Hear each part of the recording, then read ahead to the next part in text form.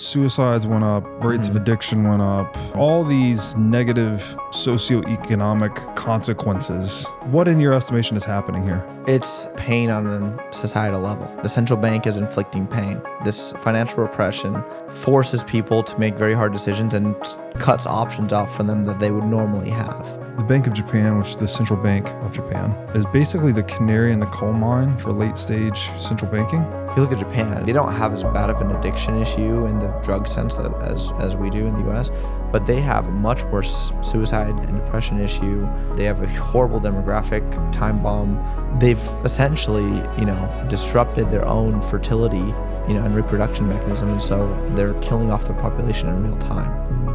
Oh my God, that is horrible. Yeah. This is the societal consequences of these decades of central banking. A year later or something after Occupy Wall Street, one of them said, we shouldn't have occupied Wall Street, we should have occupied the Fed. Yeah. People said, I'm buying GameStop, I don't even care if I make money. Wow. This isn't about the money, this is like a financial revolution. It's a protest. It's saying, fuck you to the system that's so broken. And I remember there's one really viral post on Reddit that week that said, they control us because they control the money. Oh, it's the fucking money, of course. It's corrupt to the core. Mm-hmm. The only way to fix this is to rip out the root, which is the central bank itself. Exactly.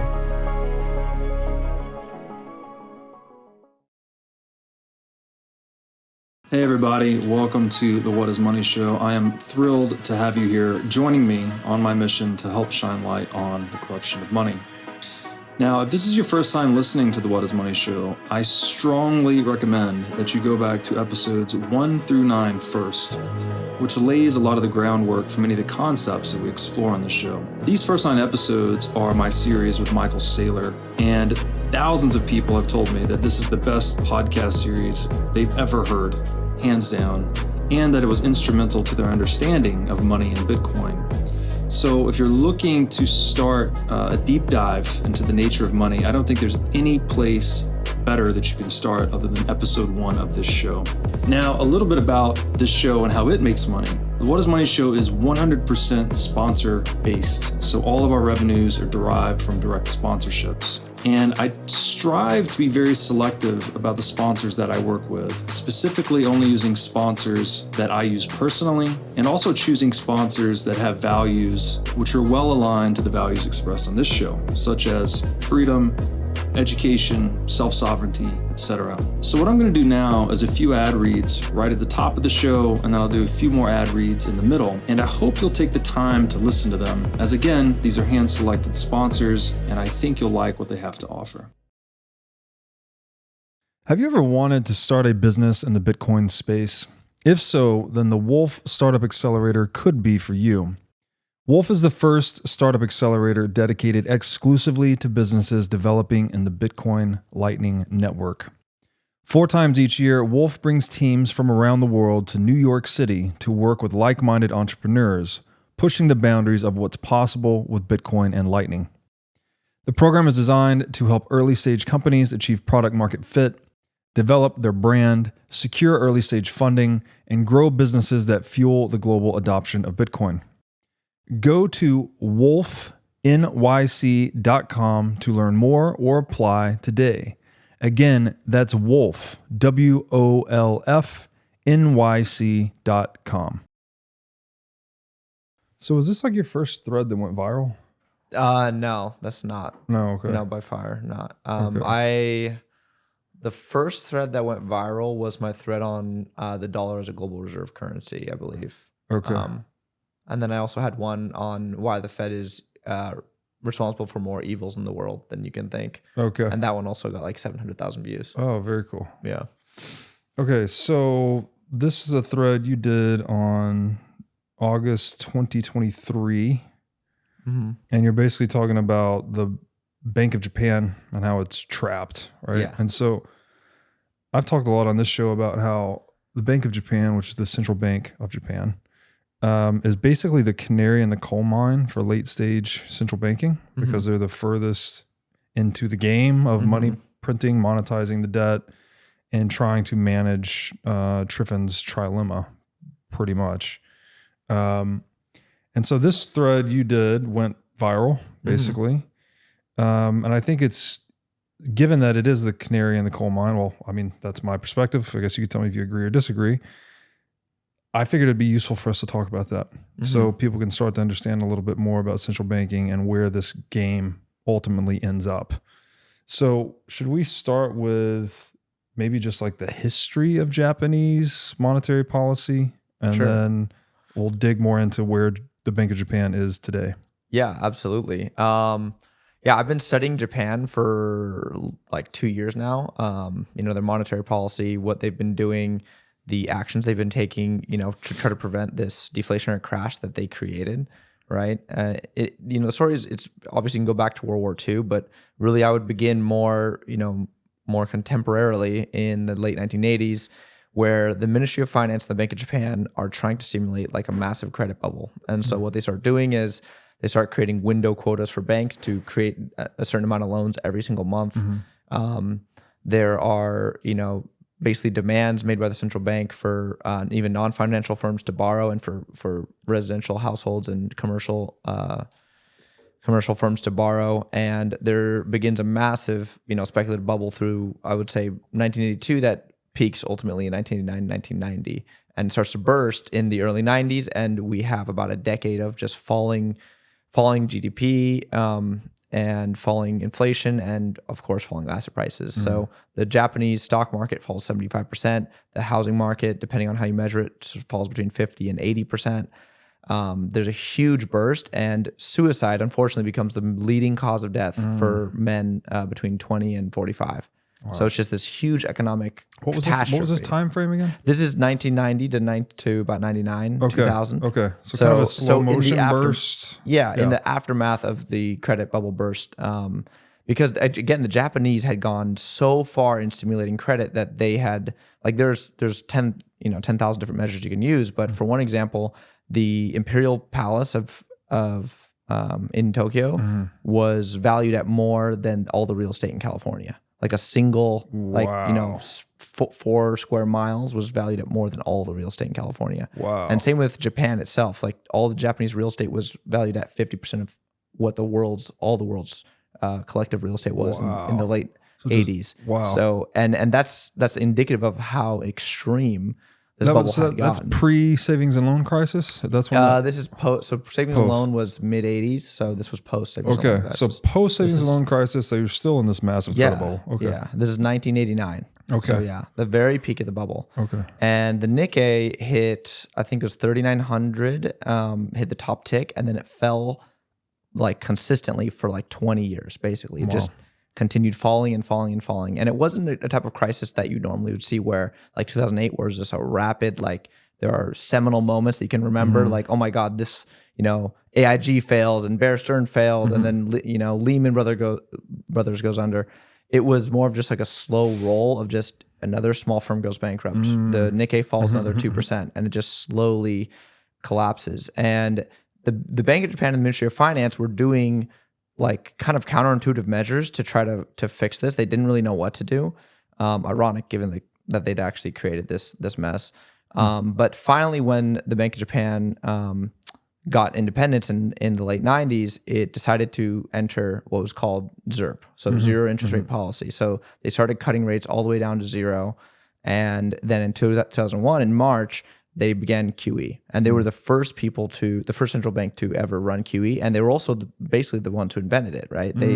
They were trying to figure out, cook some new monetary pie to fix this problem that they had created. They're trying to concoct some new scheme, and so QE was their first program that they did, and they did it for a decade, and then in the aftermath of the 2008 financial crisis, they were trying even harder to stimulate aggregate demand to improve the Japanese, the finances of the Japanese economy, meaning like stimulate a credit bubble again and an asset bubble.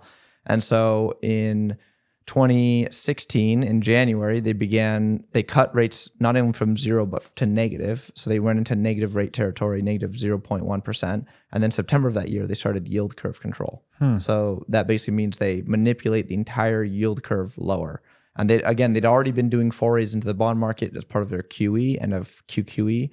But now they were basically saying, no, we're not just going to control the short end and just buy a set amount of bonds. We're going to bring the entire curve to where we want it to be, and we'll do unlimited purchases every time the yields go above. Wow. And so that is a huge part of why Japan is where they are today. Is the Bank of Japan has stimulated credit growth to the max and ballooned their balance sheet, to well in excess of 100% of GDP, and they've essentially trapped the Japanese economy itself in a black hole of debt. I mean, it's 266 debt to GDP, 266% debt to GDP at the public level, 120% at the private level. Like, this isn't easy to escape. Unserviceable, more or less. I mean, especially the 266%.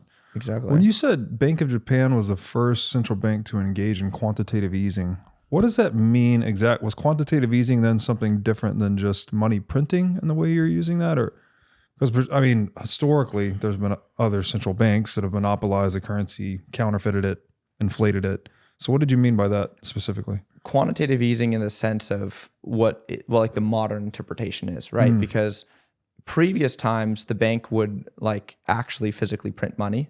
The central bank could actually physically print money. But now in the digital age, all they had to do was create bank reserves on their own ledger, and then give those bank reserves to banks, and then swap those reserves for assets on the commercial bank balance sheet. Got it. So mechanically, it was just the database update versus the actual physical printing of money. Exactly. Okay. Yeah. Gotcha. But the consequences are the same or similar?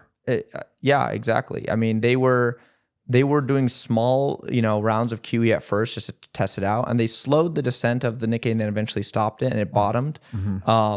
But they were actually failing to induce any sort of, major bull market in equities until they started yield curve control and basically ramped it up to unlimited QE in 2016. And that's when you see the Nikkei finally start to emerge from this 20-year, 30-year bear market. Right. Yeah. Gotcha. Because the deflationary force was so strong from this massive bubble they'd created that it took this level of, stimulus to finally get the markets moving up. Wow. And I mean, that's after how many years of decline then before? So the Nikkei finally started rallying in 2016, and that's 26 years after the decline started. So a 26-year bear market. Yeah, essentially. Holy shit. Yeah. That's crazy. And only this year have they broken the new all-time highs. Wow. So not only did it take the stimulus, obviously the unprecedented stimulus to, I guess, get it into the bull market, but it also took that 26-year sell-off. So that gives you an idea of just what magnitude this bubble was. Like, is it one of the biggest ones ever? Yeah, I would say. And, Japan's unique because they've been able to defy monetary gravity for much longer than people think. And the reason is because they have... First of all, they have a positive current account, and they are net exporters. So that means they're earning money on stage. Earning on more net. than they spend. Exactly, generally. And then they also have an insanely low monetary velocity because of their culture, but also because of their demographics. So a lot of savers. Exactly. Yeah. Everyone's a saver, and everyone is an investor, and no one's a spender. And so when the government spends more money into the real economy, that doesn't result in as much inflation as it would in other countries as quickly. Yeah. They've got good holders exactly. in Japan. Good bag holders. Yeah. Interesting. What then, so you mentioned ZIRP, zero interest rate policy, and then ultimately NIRP, negative interest rate.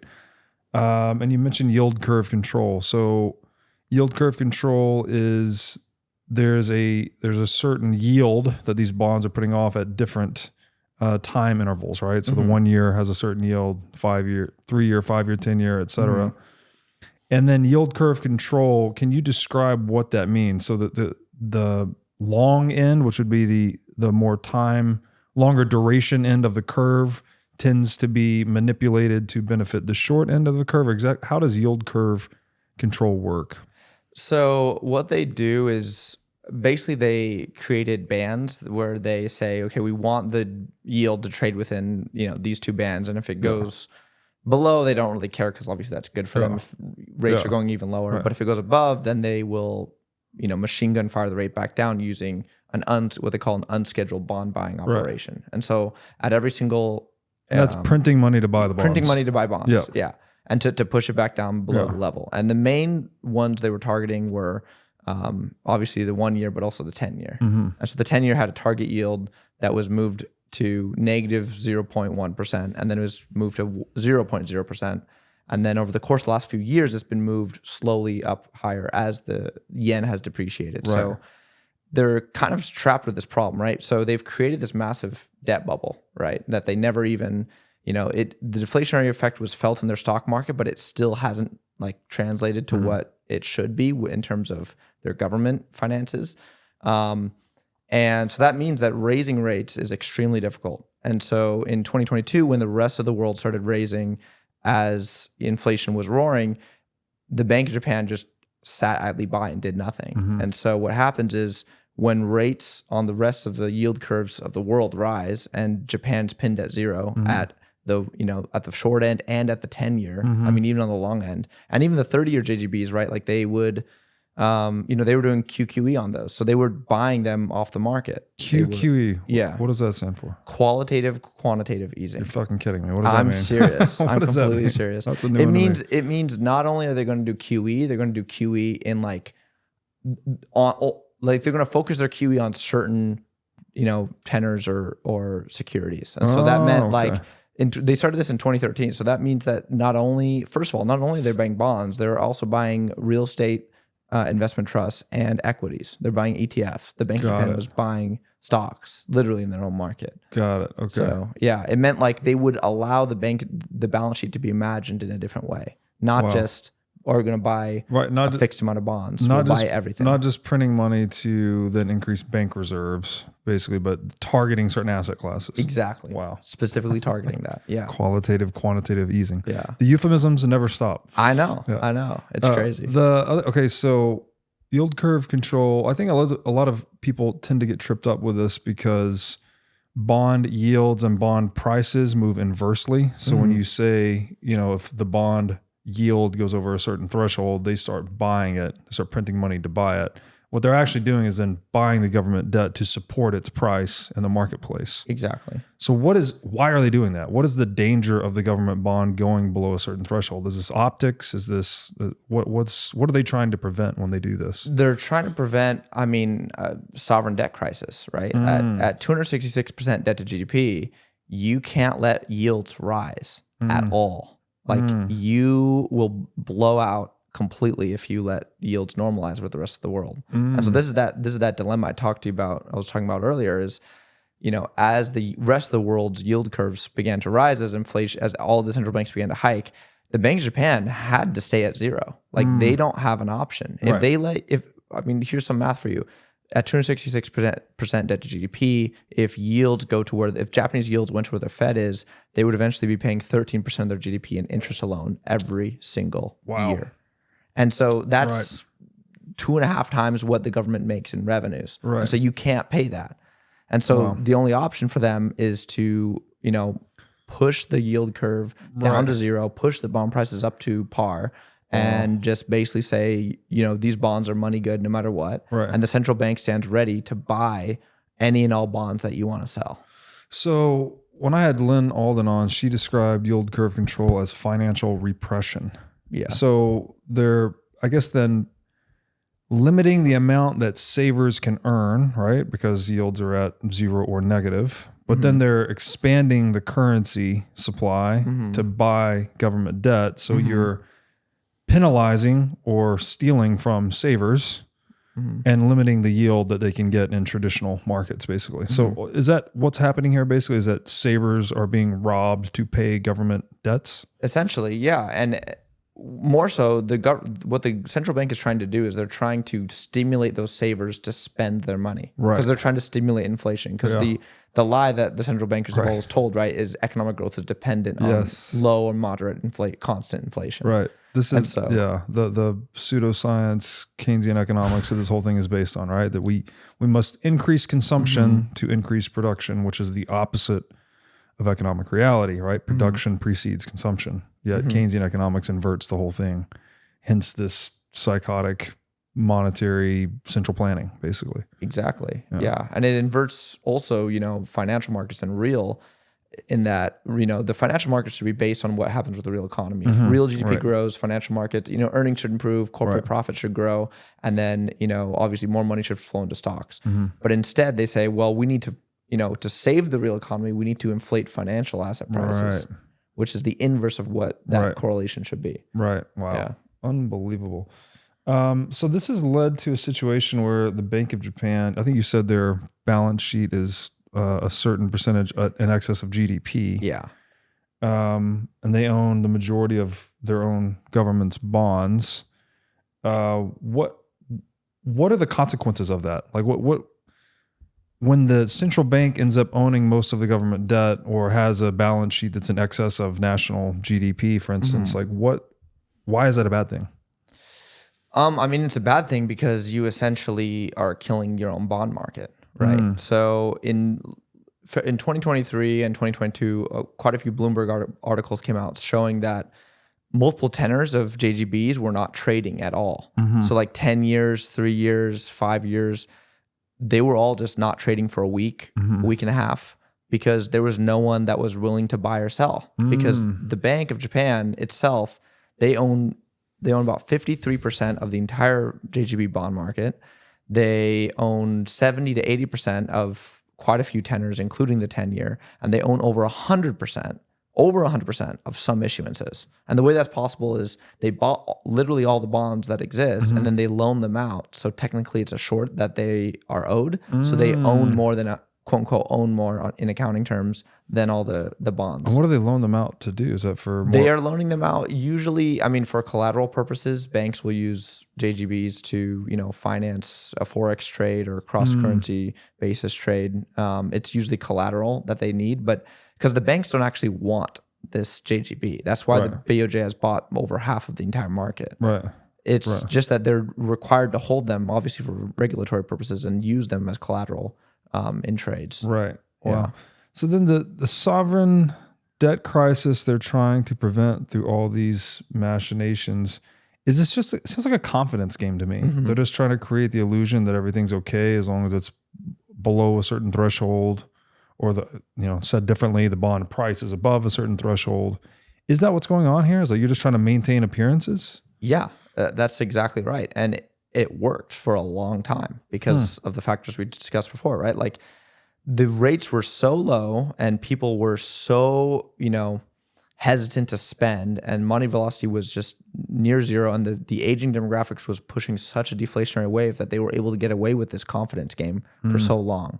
And the key part was, for most of the 2010s, right, global yields were pretty low. Yeah. Like we had, in the US, we had rates at zero until 2016, and then COVID hit and we brought them down to zero again. And then not until 2022 did we start hiking again. And so the Bank of Japan was able to just keep gobbling and gobbling and gobbling their own bond market, and basically obviating the need for all the dealers to even work in their bond market. Yeah. And just buying these bonds wholesale. And it had, I wouldn't say no consequences, but it had delayed consequences because there wasn't an immediate, crisis that happened when they started doing this. But the result now is the Japanese banks don't want to hold JGBs because they're obviously yielding negative. They have negative yields in real terms.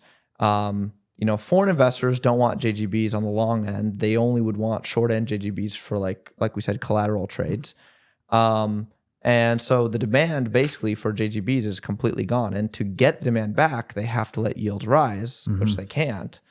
And so now the only result is the central bank has to monetize these bonds forever. They're too deep now. They can't go back. This is continual monetization of their bond market, and they'll eventually get to, right, like if you follow the trend, they're already at 53%. Eventually they'll get to 100% monetization of their bond market, at which point there's not even a need for dealers. Just have the central bank directly print money and wire it to the treasury, and have the treasury issue the bond and wire it to the central bank. It's just plugging the liquidity hose directly into the veins of the treasury. So this is pure debt monetization, right? Pure debt monetization. The government just spends whatever it wants and prints money to cover it completely. Exactly. And so all of this is really just a gradient going towards that, right? That's sort of the end game. And Bank of Japan is just the bank that's furthest along in that game. But the game, it sounds like the duration of that game, well, I mean, there's a lot of factors involved here, but the big one sounds to me like willingness of the savers to keep buying and holding this shit, basically, right? So because they're the one eating the purchasing power loss.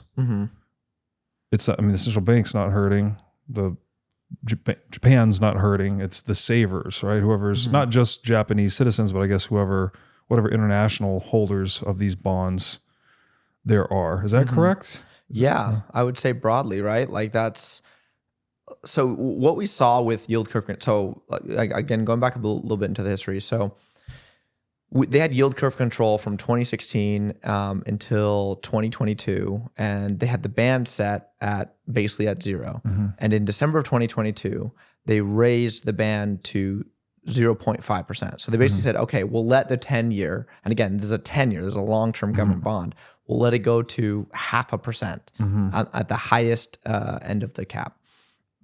And very quickly, the yield started spiking. They ran all the way up to 0.5%, and the bank had to start machine gunning the rate back down. They had to do emergency bond buying operations, and the Japanese Security Clearing Corporation that month issued emergency margin calls for all of its members. And so they were basically saying, like, all these people had crowded long JGBs because they didn't expect the government to change policy. Now the government let a little bit of, put a little bit of leeway, and then suddenly the bonds snapped. And there was basically a mini crisis, right? And the bank had to step in and do yield curve control again and defend that cap hard. And they just had to keep waiting as the rest of the world started to continue to raise. And this creates this unique dynamic of, the holders of JGBs don't want them, but they're able to, the only reason they would use them is to fund what are called carry trades. So they're borrowing, yen at 0.1%, 0.2%, and then they're selling the yen in the forex market, buying USDs, and then using the USDs to buy dollar assets that yield 5%. And the problem is, the more this trade builds up, the more shorts build up on the Japanese yen, and the more longs build up on the USD. And so that's why in that piece, for example, that I sent you, you see the yen just start to blow out in March of 2022, which is right when the Fed starts hiking. As the Fed is hiking higher and the delta between the yields start to grow, then all these carry trades start to be put on, and the yen starts to get shorted to oblivion. And then as that happens, right, like all these people who are long yen or hold yen are suddenly underwater, and now they are forced to liquidate. And the Bank of Japan is now panicking because their currency is devalued 50% in 2 years. Right. And what do? Because they can't raise rates. So what they've been doing is yen interventions. They've been dumping in September 2022, and then again just last month they were dumping billions and billions of dollars of USDs to buy back their own currency in the market, which is the most insane policy if you think about it. Because as we covered, on one hand, they're still doing QE. So they're still printing yen to buy bonds, and then on the other hand, they're selling USD to buy yen. So they're like slamming the gas and the brakes on the train at the same time. Because they're devaluing yen here. Yeah, devaluing yen and trying to appreciate it here. Because it's blowing out. They're trying to save their bond market, but then they're also trying to save their currency market. And you can't do both. And you can't do both because of Triffin's trilemma? Yeah, that's part of it. But I mean, just mechanics, right? You can't print money and cause excess reserves to be in one place and then be mad when those reserves show up in the forex market and your currency devalues. So you can't do both. The visual is just like the dam is exploding and they just patch one hole, patch another hole. And you can't, I mean, the thing's coming apart, right? Exactly. Using duct tape to cover everything. Yeah. Okay. So this is then, I mean, these are just free market forces tearing down all this artifice that's been erected, right? That they're trying to price control here, manage the price of a bond here, control the interest rate there. And eventually it's actual supply and demand that's going to determine those prices no matter what the policy intervention may be. Is that what we're seeing? That is this like the end game of central planning in other markets? Like, like in Soviet Russia, right? They used to do this with every industry and every market. They try to set the price and whatever. And eventually it gets to a point they realize they can't do it. They're actually copying the prices in the US where we let it be market determined. And then ultimately the Soviet Union just goes bankrupt because, central planning doesn't work. Is that what we're seeing here? Is this central planning of money falling apart? Absolutely. I mean, this is the final result of trying to defy economic gravity for 30 years, 40 years. It just took a lot longer than people thought. When right? you say economic gravity, does that mean supply and demand? I mean, supply and demand, but also just, they're insolvent. They shouldn't be, their bonds, I mean, the 10-year JGB should not be trading at 0.6%. Where with regards to where the rest of the world the global yields are, they shouldn't be there, just objectively. And their inflation last month was 2.5%. Like, there's no world in which, rational economic actors would value JGBs at 0.2, 0.4% when inflation's at 2.5. It just shouldn't be real. Right? What should it be then? It should be usually, So you're saying it's not a credit-worthy country, so the yield should be much higher. Yeah, but that's true of almost every sovereign, right? Sure. True of any business, right? In any business. Yeah, the credit risk is higher, well, the yield is higher. Exactly. Yeah. But that's the Bank of Japan is then trying to prevent that market reality from expressing itself. Exactly. Crazy. Exactly. What does it mean? So let's talk about Triffin's trilemma then, because this is obviously very core to this whole thing. Could you just describe what that is, where that comes from, what that name means? It goes by other names as well. I think Triffin's paradox, etc. What is Triffin's trilemma? Sure. It's so in February of 1960, this Belgian economist comes in front of Congress, and he lays out what he sees as the fatal flaw in the Bretton Woods system. And he essentially says, look, we're a global reserve currency that's based on gold. And the problem is as the rest of the world starts to experience economic growth that's in real terms greater than ours, their demand for dollars will start to grow. And since the dollar is the world reserve currency, we have to supply these dollars to these other countries. And the problem is, do we do this? Because either way, there's going to be a crisis. If we do not solve, their dollar funding needs and we do not export enough dollars for them to use, there's going to be a global liquidity crisis and what he called the global depression. So essentially, these countries wouldn't have enough dollars on hand to settle their trade, to settle their dollar debts, right? To hold as foreign currency reserves for their central banks. They wouldn't have those reserves available to them, and that would cause a global contraction economically. And then he's like, the other side of the dilemma is that we do provide these dollar reserves, but that means we have to continually become net exporters of dollars, which means net importers of goods. So we have to export our manufacturing base, but it also means that we will have to basically expand our debt base exponentially because we'll have to allow these other countries to be able to invest in our debt securities and recycle their dollar surpluses somehow, right? And so basically what that means is that the U.S. would become covered in debt and buried in debt until it eventually defaulted and a new reserve currency was chosen. And so Triffin's dilemma was found to be, the nail in the coffin of every global reserve currency. It becomes so big that the rest of the world needs it so much that it has to just continually export units of currency to the point where the world is flooded with this currency. It gets flooded with debt, it defaults, the currency loses value, and a new reserve currency is picked. And so this dilemma has basically made it so every global reserve currency has lasted for an average of 75 years. Yeah. You can't sustain this impossible dilemma forever. Right. You can't export currency forever and not have it have an impact on the the total value of your money. So this again is a product of that defiance of economic reality through central planning, basically, right? And this is what we've seen in the U.S. actually, right? We've seen U.S. indebtedness go way up. We've seen a hollowing out of the American industrial base, right? We've offshored a lot of our productive capacity, and we've become much more of a financialized economy. Does this pertain to the dollar milkshake theory too, where this whole idea of exporting all these dollars and then creating the Eurodollar system and all of that, is that related to Triffin's trilemma? Oh, absolutely. I mean, so the reason why we didn't lose reserve currency status, when Triffin's dilemma finally came home to roost, and Triffin was correct. So in 1960, he proclaimed that this would eventually end the dollar and Bretton Woods system as we know it. And 11 years later, in August of 1971, as we all know, he was correct. We went off the gold standard. And at the time, everyone thought that, we were going to find a new global reserve currency. Maybe we were going to be using gold. Gold prices skyrocketed for the rest of the decade. Inflation rips in the U.S.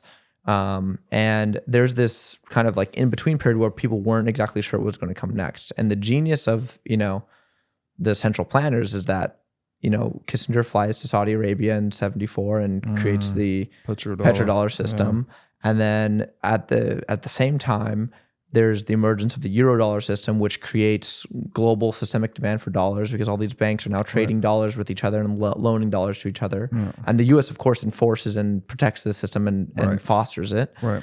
And so they're eventually able to kind of, skip the default part of Triffin's dilemma and roll it over into a new system. So they said, okay, well, we defaulted on the gold, but now the new reserve asset is U.S. Treasuries. Right. And so since we're not defaulting U.S. Treasuries, this is the new global reserve system is the U.S. dollar, and the asset that underlies it is the U.S. Treasury. Right. And so they were able to kick the can, quote unquote, down the road pretty far because they switched all the demand from gold-based dollars into debt-based dollars. So again, you need bag holders to make the currency system work. Exactly. And so when we laminated from gold or depegged from gold, we had to repeg to something that gave the dollar reservation demand that just happened to be black gold, oil.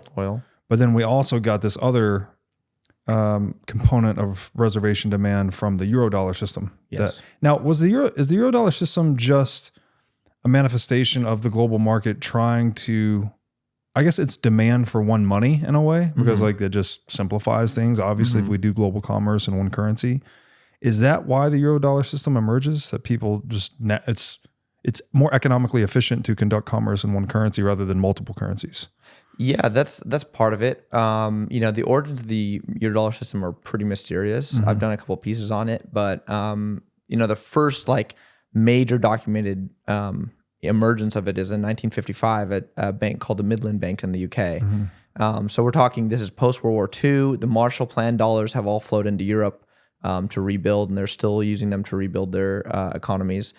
And the Midland Bank decides to start using U.S. dollars to fund transactions in the Forex markets. And at the time, there was a lot of strict regulations against using any other currency other than the British pound for the British banks.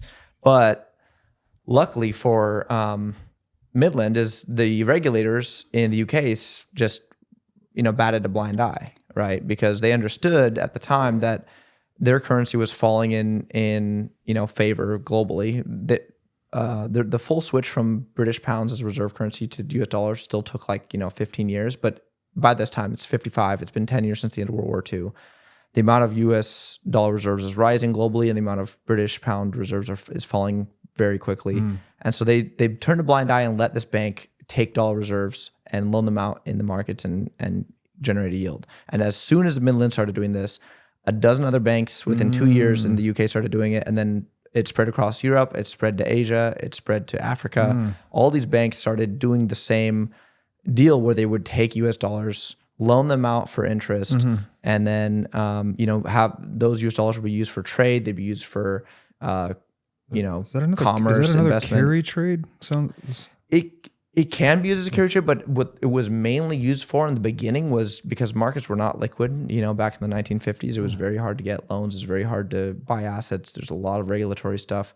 It was mainly used just for commerce, right? It's like what you're saying. There's an inherent global demand for one money. Yeah.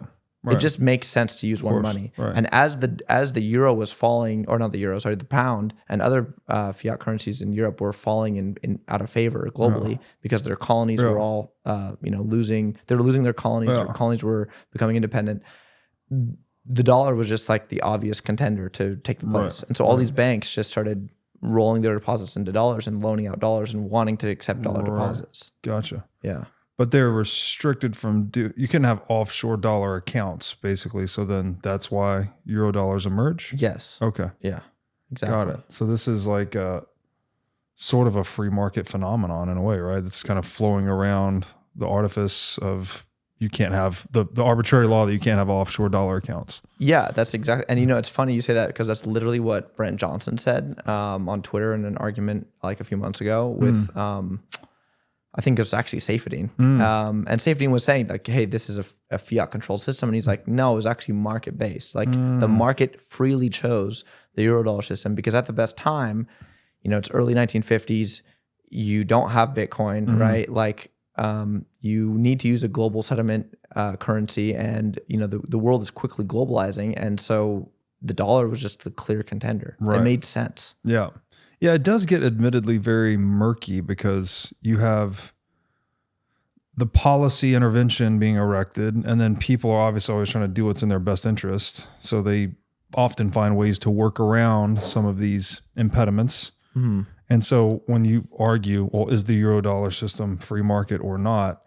I mean, I can see where that's kind of a complicated argument, right? Because it's a response to something that's non-free market, although the market itself, I guess, is free market technically, right? It's a consensual thing that people established to circumvent the arbitrary law that was in place preventing offshore dollar accounts.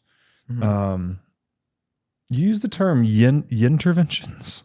Yeah, yen intervention. It's an intervention for the Japanese yen. Okay, that's all that means? Yeah, okay. That's all that means. Interventions, Japanese yen. Okay. So what does this story arc of Japan teach us about central banking in general and like where we are headed? When I say we, the United States, what should we expect to see in the years ahead? Like how many innings into the ball game is Japan? How many innings of the ball game are we? How do you see this playing out? What are the lessons we should learn from them? Things we should do differently? What do you think? I would say, look, like, again, we've already touched on the history of Bank Japan and how, Japan is basically the forerunner and, the kind of like the canary, like you said at the beginning, for global central banking as a whole. They're the ones who took Triffin's dilemma to the farthest extent, meaning that they own $1.1 trillion of U.S. treasuries. The Japanese private sector owns over $1 trillion of U.S. equities. They've essentially, hollowed out their own, investment in favor of owning other people's assets and owning other people's bonds. And their bond market itself has died. So this is kind of the future of almost every central bank is continuous debt monetization, continuous, suppression of yields and financial suppression in real time, and a forced buy-in because of what we talked on the dollar milkshake theory of U.S. assets. And so the U.S. is the ultimate, or at least in the medium term, I'd say, is the winner here because the U.S. can profit from all these countries having to use the U.S. dollar as the global reserve currency.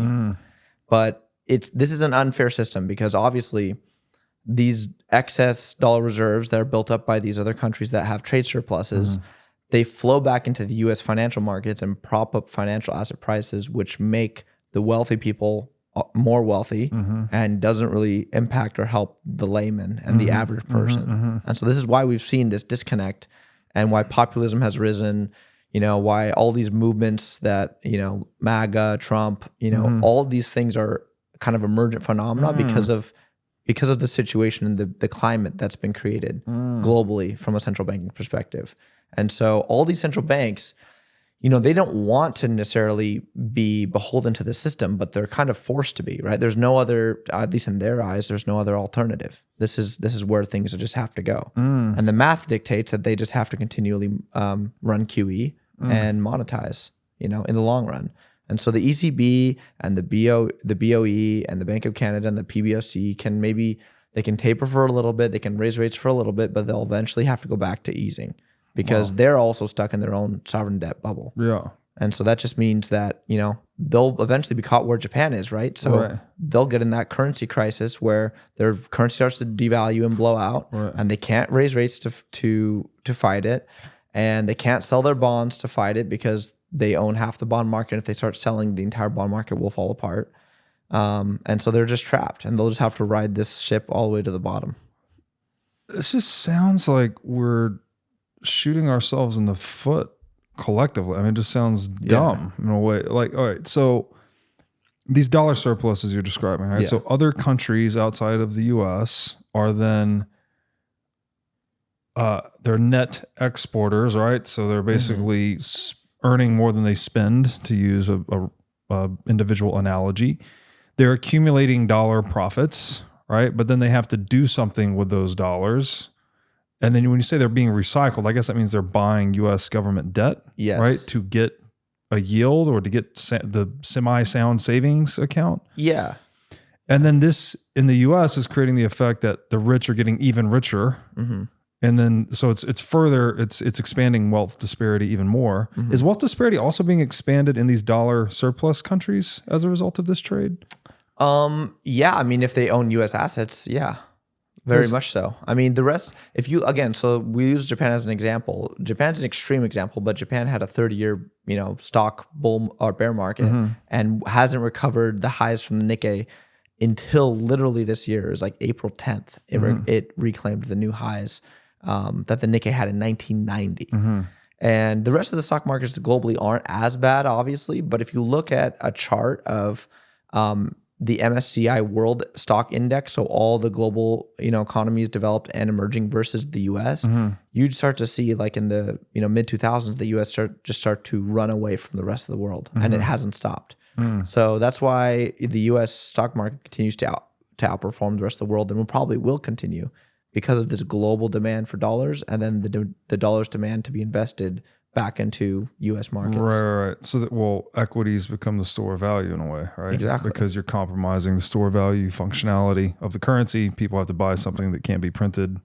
And equity seems like it makes sense. Right. But then which is that's an illusion too. Yeah. Because you redenominate the S&P 500 in gold and it's like flat or down versus in dollars and it's parabolic up. Or if you do denominate it in the Fed's balance sheet. I had a tweet that went viral, like changes in the Fed's balance sheet, basically. Yeah. I redenominated it was like a Bloomberg screenshot that went viral, and it was like the S&P 500 divided by the Fed balance sheet. And when you look at like the line post 2008, it's flat. It basically does not move. Right. And the reason why is because, again, the stock market has basically become monetized by the Fed. And so anytime the Fed does QE, stocks run up. It's a bull market. And when they taper, things start to melt down. Okay. So when you correct the denominator, basically, you strip out the illusion, you see that the economy is actually flat. What would widely be considered a bull market is in actuality flat. So are you then saying all of this financialization and illusion making is having a negative impact on the real economy? I would say so. Absolutely. How does that work? So when you prioritize, financial asset prices over everything else, you change incentives in the market-based economy. So instead of people trying to figure out, how to create a new product or new good or service that would be serving other people or be solving a problem that is faced by the market, the focus now becomes, okay, how do we game the system to make more money? How do I lever up and get more returns? How do I find a meme coin that can go up 10,000% in the next 2 years? How do I leverage my S&P, long to make double or triple what I would make normally in a year? Right. And so the focus now becomes financial engineering instead of real engineering, which is net. I would say it's definitely net negative, because not only are you spending time and energy on something that's just, trying to extract more yield out of an existing asset, you're also taking those very smart people away from real jobs. That's a great point. Yeah. So from people that would be real engineers instead become financial engineers because that's where the money is.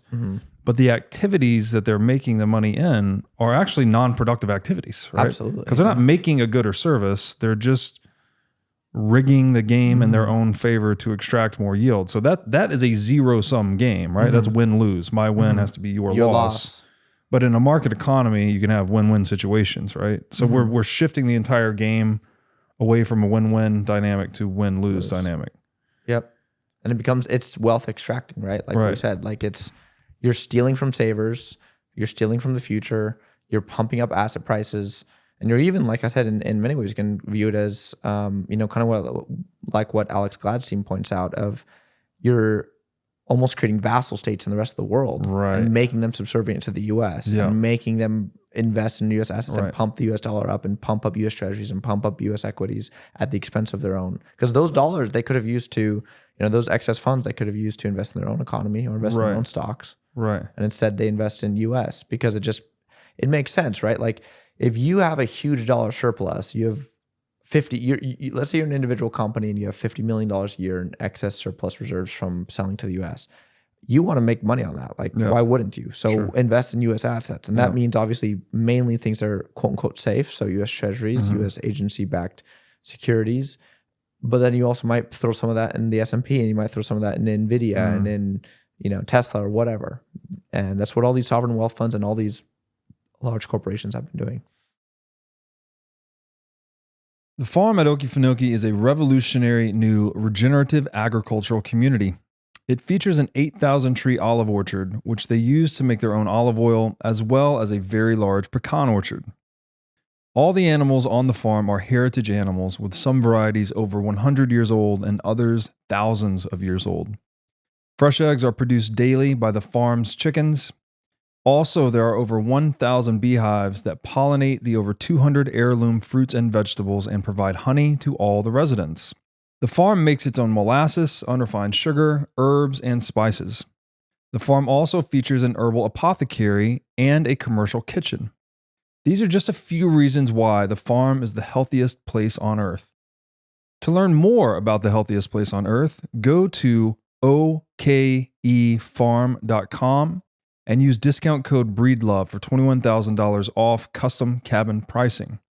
Again, to learn more about the farm at Okefenokee, go to okefarm.com and be sure to tell them I sent you. Forget multivitamins and other supplements. Animal organs are the most nutrient-dense foods on the planet. You can get 100 times more nutrients from organs than you can from muscle meats. But the problem with eating organs is that they are difficult to find in stores, they are difficult to prepare, and even when they are prepared well, they often don't taste great. Thankfully, Heart and Soil Supplements has made consuming organ meats so much easier by providing powderized organs in capsule form. Organ meats include everything your body needs to thrive: vitamins, minerals, peptides, proteins, and growth factors. This is why organ meats were the most prized foods for our ancestors. Fortunately for us, Heart and Soil makes these treasured foods easily accessible. So go to heartandsoil.co today and use discount code BREEDLOVE to get started on your journey to optimal health and vitality. Again, that's heartandsoil.co, discount code BREEDLOVE. You said the Trump phenomenon, the MAGA phenomenon, these other episodes of political uprising or political change were maybe related to this somehow.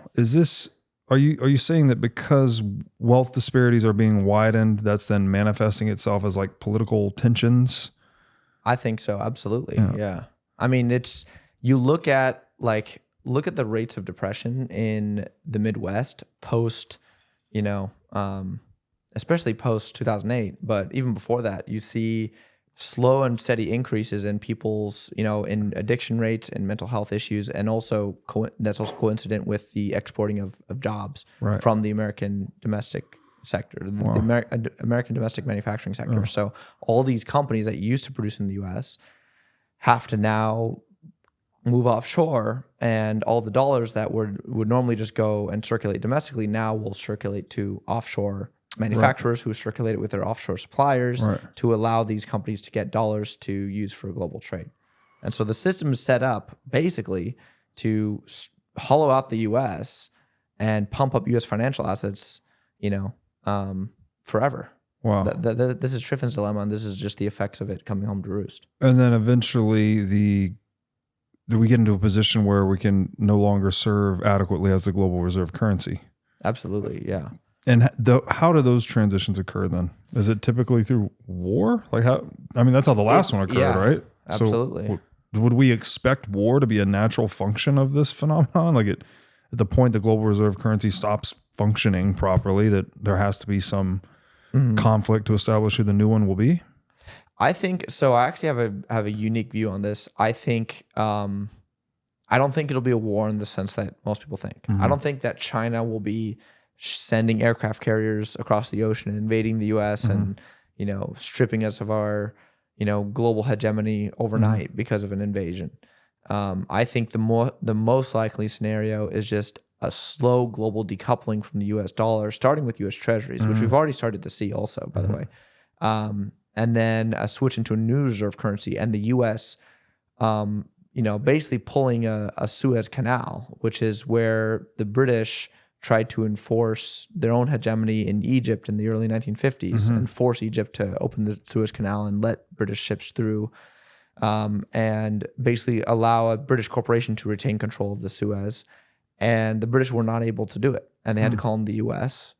And the U.S. didn't want to support the British in their operation.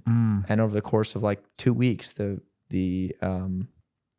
Egyptians were able to kick out the Brits. And the Brits were, it was like a watershed moment where they basically woke up and said, oh my God, there's the global reserve currency anymore. We're not the global hegemon. We can't do what we want. And I think that that's more likely, right? Like I think we'll have a war one day where we show up to fight and we expect all our allies to come, gather their banners, and no one shows up, and we're like, what? Yeah. And then we're just like, okay, now we're really alone. Like, and then what? Like, and is there then a scramble to be the next? Like, how do you then establish what the next global reserve currency will be, or is it just unknown? Like, how would you see that playing out if it's not because the last one was U.S. wins World War II. Yeah. U.S. holds Bretton Woods Conference. U.S.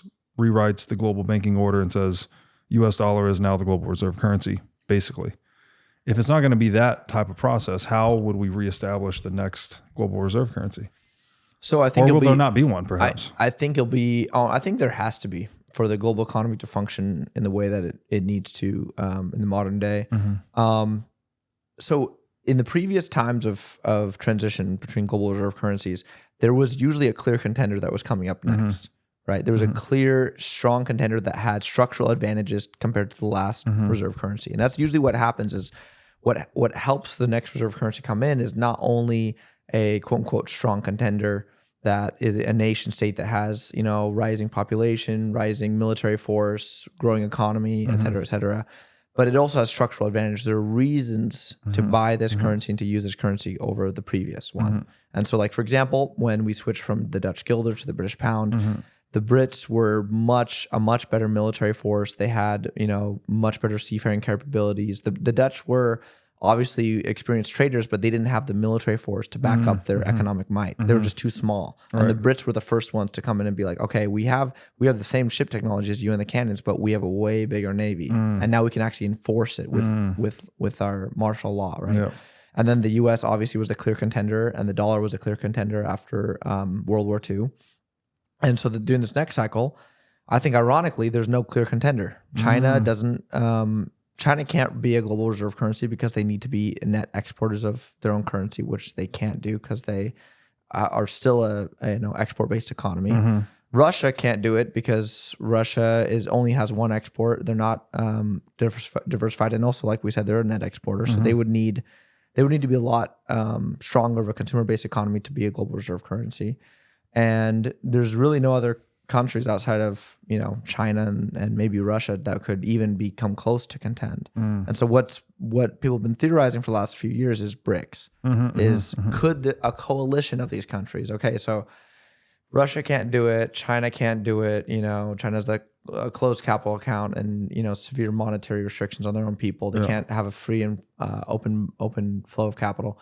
So let's have a coalition of these countries come together, and they'll create a commodity-backed currency that will be the next global reserve currency. What was that? Brazil, Russia, India, China, and South Africa. South Africa, yeah. And last year, BRICS conference expanded to like 16 new members. Okay. 6 of them were admitted. Argentina was one of them, was trying to get admitted, but Javier Milei, axed that. So Argentina's not a member, but they have they have several new members, and they're trying to switch into this.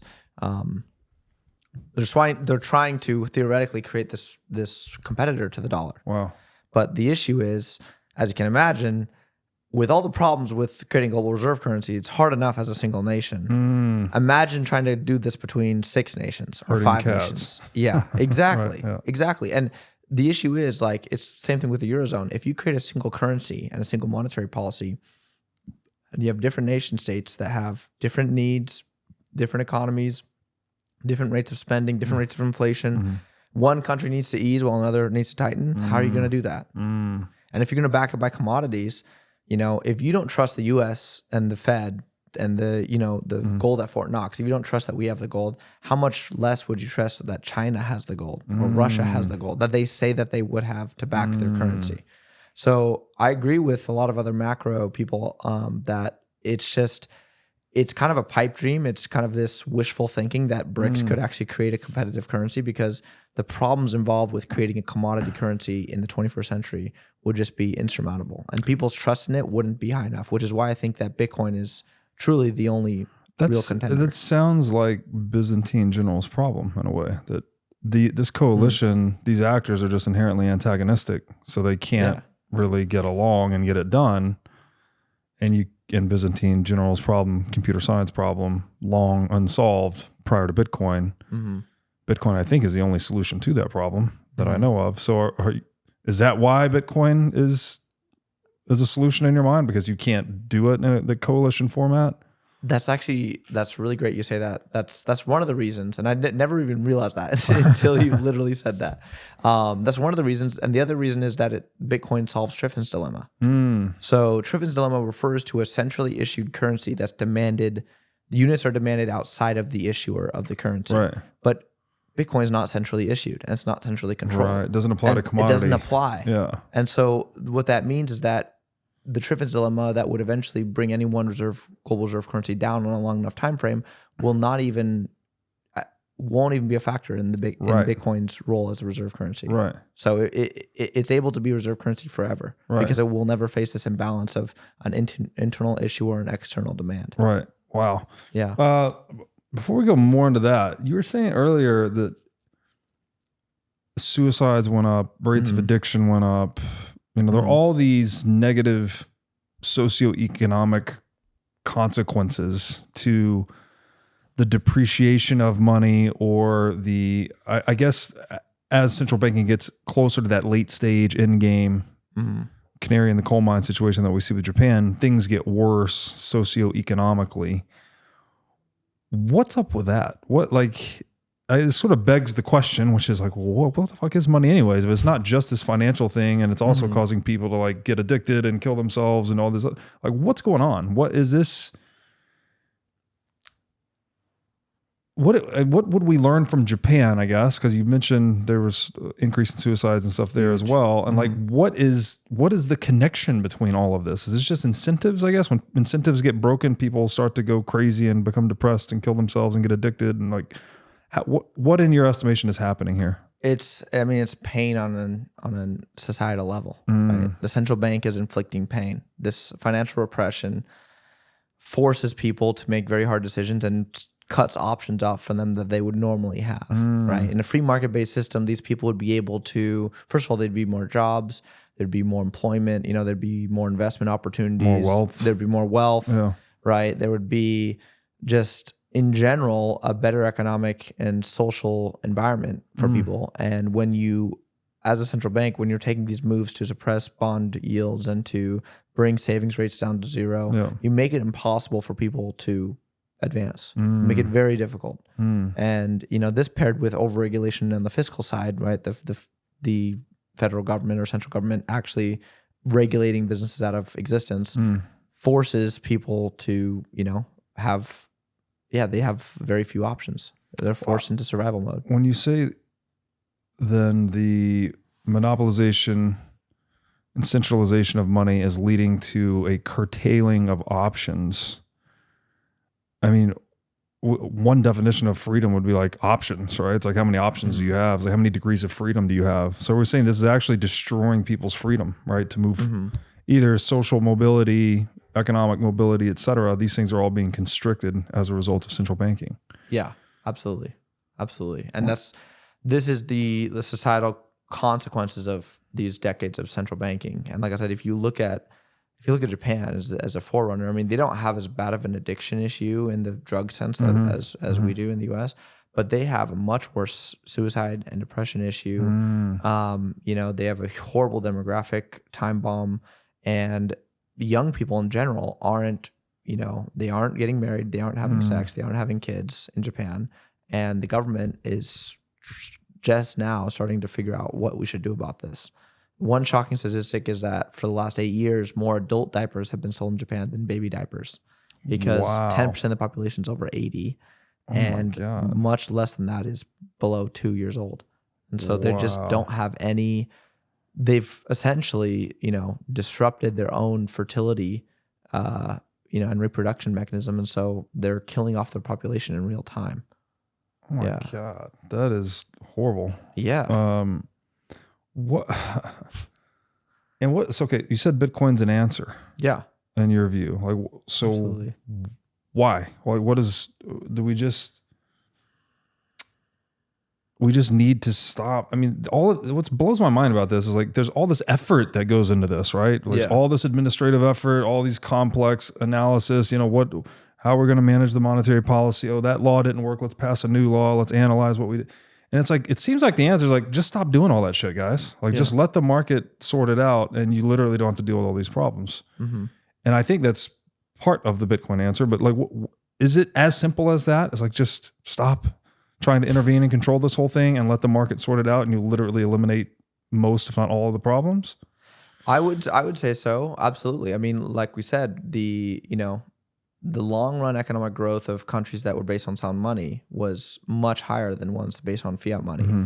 And if you look at like the period of the late 1800s to like 1905, like the US, for example, they had compounding 5% real wage growth for 2 decades. And the standards of living of everyone in the 1800s was just skyrocketing, right?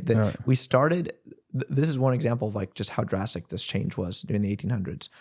We started the century at something around 85% would qualify below what the UN defines as the modern poverty line, which is less than like $1.50 a day.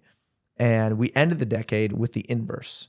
90% of people were above the poverty line instead of 90% below. And which decade was that? This was, we ended the century. End of the 1800s. century. Oh, end of the 1800s. 1800 to 1899. Gotcha. Wow. So we had a complete reversal. Wow. And we had, massive investment in railroads, telegrams. The car was invented, right? The steam locomotive, the cotton gin, like all these inventions came to improve productivity, improve people's lives. And of course, there are, negative externalities in the sense that there are robber barons who will cheat the system, who will take advantage of people. Right. But this is where I think like that's also part of human nature, that there are things you can't get rid of. You can't get rid of corruption at a certain level, and you can't get rid of bad actors at a certain level. And so I'm under no illusions that a sound money-based system would be some paradise where there's no crime and there's no scammers, no frauds. Human nature is human nature. Yeah. That'll always exist. Yeah. But instead of being the default, it'll be more of an exception. More of an aberration. Well, yeah, because I agree. This is probably one thing that Bitcoiners widely agree on, is that incentives really matter. So if you create a world, you mentioned the robber barons, right? Of course, they're going to try to break the rules or twist them to their own advantage. But at least in the sphere of money on a Bitcoin standard, that's not possible, right? You could say central bankers, or the shareholders of central banks, are basically robber barons, right? They've monopolized the money to extract wealth ad infinitum at no cost, basically, or the cost of maintaining the deception and the monopoly, which is pretty low relative to the profit. Gains, And so if you create a system where that cheating is less possible or less profitable, then presumably it would be less prevalent. And then that system, the other side of that is, because there's less corruption, less theft occurring in the system, there's also more aggregate wealth. And in a world with more aggregate wealth, that's the same thing as saying less scarcity. And scarcity tends to be the primary motivator for people engaging in these acts of theft, deception, scamming, etc. So I agree it's not a perfect world. You're not going to be able to do anything about it, but at least if you engineer the incentives properly, you can get an optimal outcome or move towards an optimal outcome, even though you may never actually achieve a perfect world or anything like that. So is there any way to do that other than Bitcoin? I mean, like we've never successfully had a sustainable sound monetary system. And I think it has something to do with the fact that we had to centralize the gold to make that thing scale. And the centralization led to central banking. So do we need Bitcoin to have a sustainably decentralized sound monetary standard? I think absolutely. Yeah. I think that what you just described is the reason why gold failed the first time is, there was a moral argument for why gold reserves should be kept at a certain level. And like, even when England went off of the gold standard and tried to come back after World War I, the parliament members were adamant that they go back to the peg pre-World War I, and so the gold peg. So they repegged the pound back to gold, and then that caused economic catastrophe. But that showed you, like, mentally how strong people felt about keeping gold and their currency pegged at a certain unit and not changing it, because England hadn't changed it for like over 100 years prior to World War I. But now with, once you give an inch, you give a mile. And now that, the peg has moved and then been erased, basically, there's no break on this train. You can reapothecate the gold, 10 million times and let things ride, which is why, for one, we've had rampant inflation. And for two, this phenomenon is the same reason why gold prices haven't really moved in the last 2 decades, or decade, I should say, because the futures market is able to be rehypothecated, and they're able to pledge more cash futures than gold that exists in their vault. And everyone settles for cash because, again, what are you going to do with a bar of gold? Are you going to go to the coffee shop and shave off a couple shavings to pay for your coffee? No one's going to do that. Right. So gold makes sense as a store of value, and it makes sense as a money if you're in pre-modern times. But in an industrialized global economy, especially the digital age now, it makes almost no sense, which is why I think like attempts by governments to reback to gold, I think in the end will be futile. I think it'll just recreate the same problem over and over again. And it might be a temporary fix, right? You might bring the money back to a reasonable place, slow down money supply growth for a decade or two, but then eventually the allure of the money printer will get way too strong for the central bankers to resist, and they'll do it again. Wow. So that's why you have to use Bitcoin. So gold has already failed as money. And now today, I think, so the paper markets for gold are like 200 times larger than the physical settlement, right? Yeah. So there's your confidence game right there, right? The thing the settlement is not occurring frequently enough, basically, to figure out the truth. And you could really just keep this confidence. Is that also useful for suppressing the gold price? Absolutely. Hugely useful. This is what central banks have been doing for probably decades. Again, unconfirmed. It's all theory. But for example, there was an anonymous internet blogger in 1997 called Another, and he was hypothesizing about the end of the fractional reserve reapothecated future market and a repricing of gold to multiples of the current price. And he actually correctly predicted a lot of the happenings in the late 90s and early 2000s of what would happen with the gold markets, including a run on the LBMA out of London and an eventual closing of the redemption London windows. Gold Pool. Yeah. Okay, yeah. Well, the London Gold Pool was the 1960s, but this refers to something else. Okay. The LBMA. So what was happening is, again, he was postulating this, but it seems pretty credible.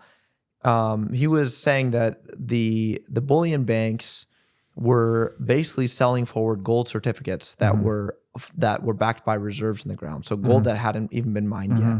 And they were selling these certificates into the forwards market, for one, to get cash, but also obviously the banks were incentivizing this because they wanted to suppress the gold price. And the central banks themselves were selling certificates off of their own gold holdings and saying that they were what is called unallocated gold. And unallocated means they have a huge vault, and instead of saying, okay, you own a certificate, you own this bar, and it has this serial number, and for sure you own this. Yeah. They just say, you own 1 piece of ounce of gold in this huge vault of gold. And so the unallocated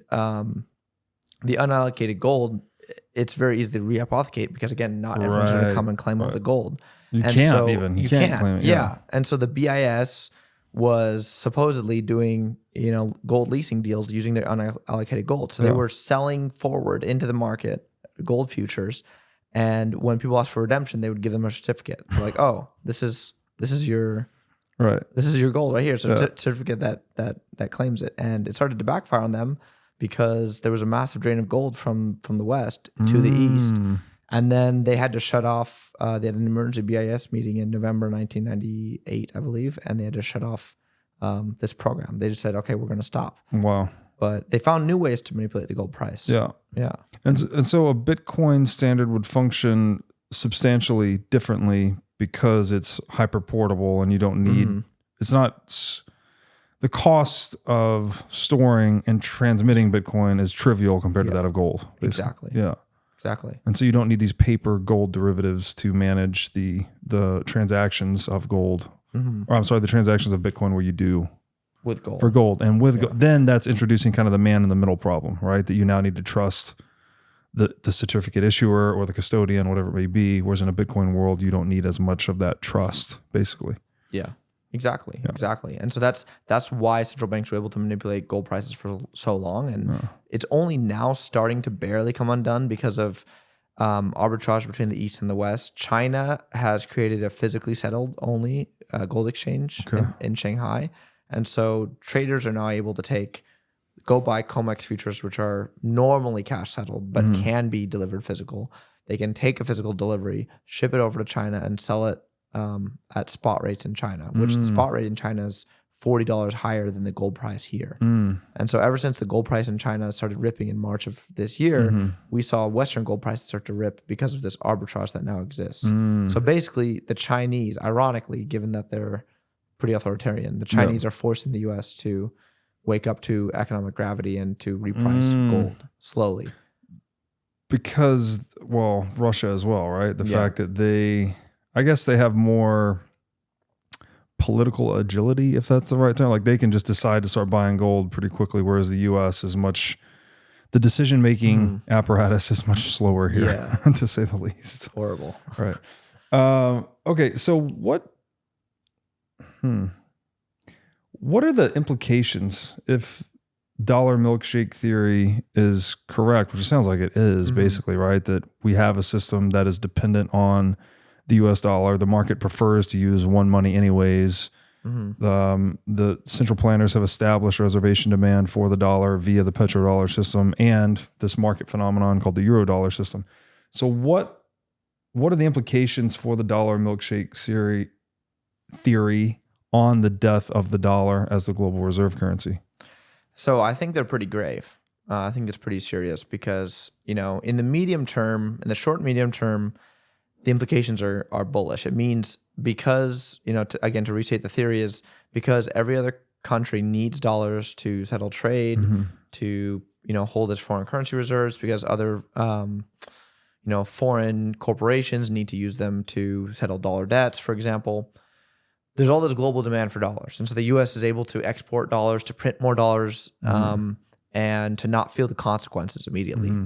The issue is all these excess dollars end up on foreign bank balance sheets. They end up being held as, assets in foreign countries. And if there is a switch of reserve currencies, this creates what I call a sword of Damocles, which is an analogy to this. I'm sure you've probably heard of the story of the sword that's suspended overhead can fall at any moment, right? Exactly. This sword rested over, this king actually his name was Dionysus, and he put it over a court flatterer who was telling him, "Oh my God, it must be amazing to live this life of opulence and power. I want to live this life." And he said, "Okay, I'll let you live it for a day." And Damocles is the court flatterer. He's sitting on this couch and enjoying the fruit and the wine, and women feeding him cheese. And he looks up and sees this sword hanging by a horsehair. And the king says, "This is the price to pay for power." And the Damocles says, "I wish to not be so fortunate." Essentially saying, like, I didn't realize the price that comes with this power. Right. Yeah. And that's the same thing that happens with the US. We have this power of the global reserve currency. We're able to create reserves and not feel the consequences as we should. Exporting inflation. Yeah. But the problem is all this inflation is latent and built up in the form of debt and assets on other countries' balance sheets. And if there is a new global reserve currency, this is basically my dollar endgame theory, if a new global reserve currency emerges, suddenly all these countries that hold trillions and trillions of dollars of US assets, do they need to hold these? Do they need to hold dollar surpluses? Are they going to have dollar surpluses in the future? Are they going to recycle these? Not necessarily. So what do? They can sell them.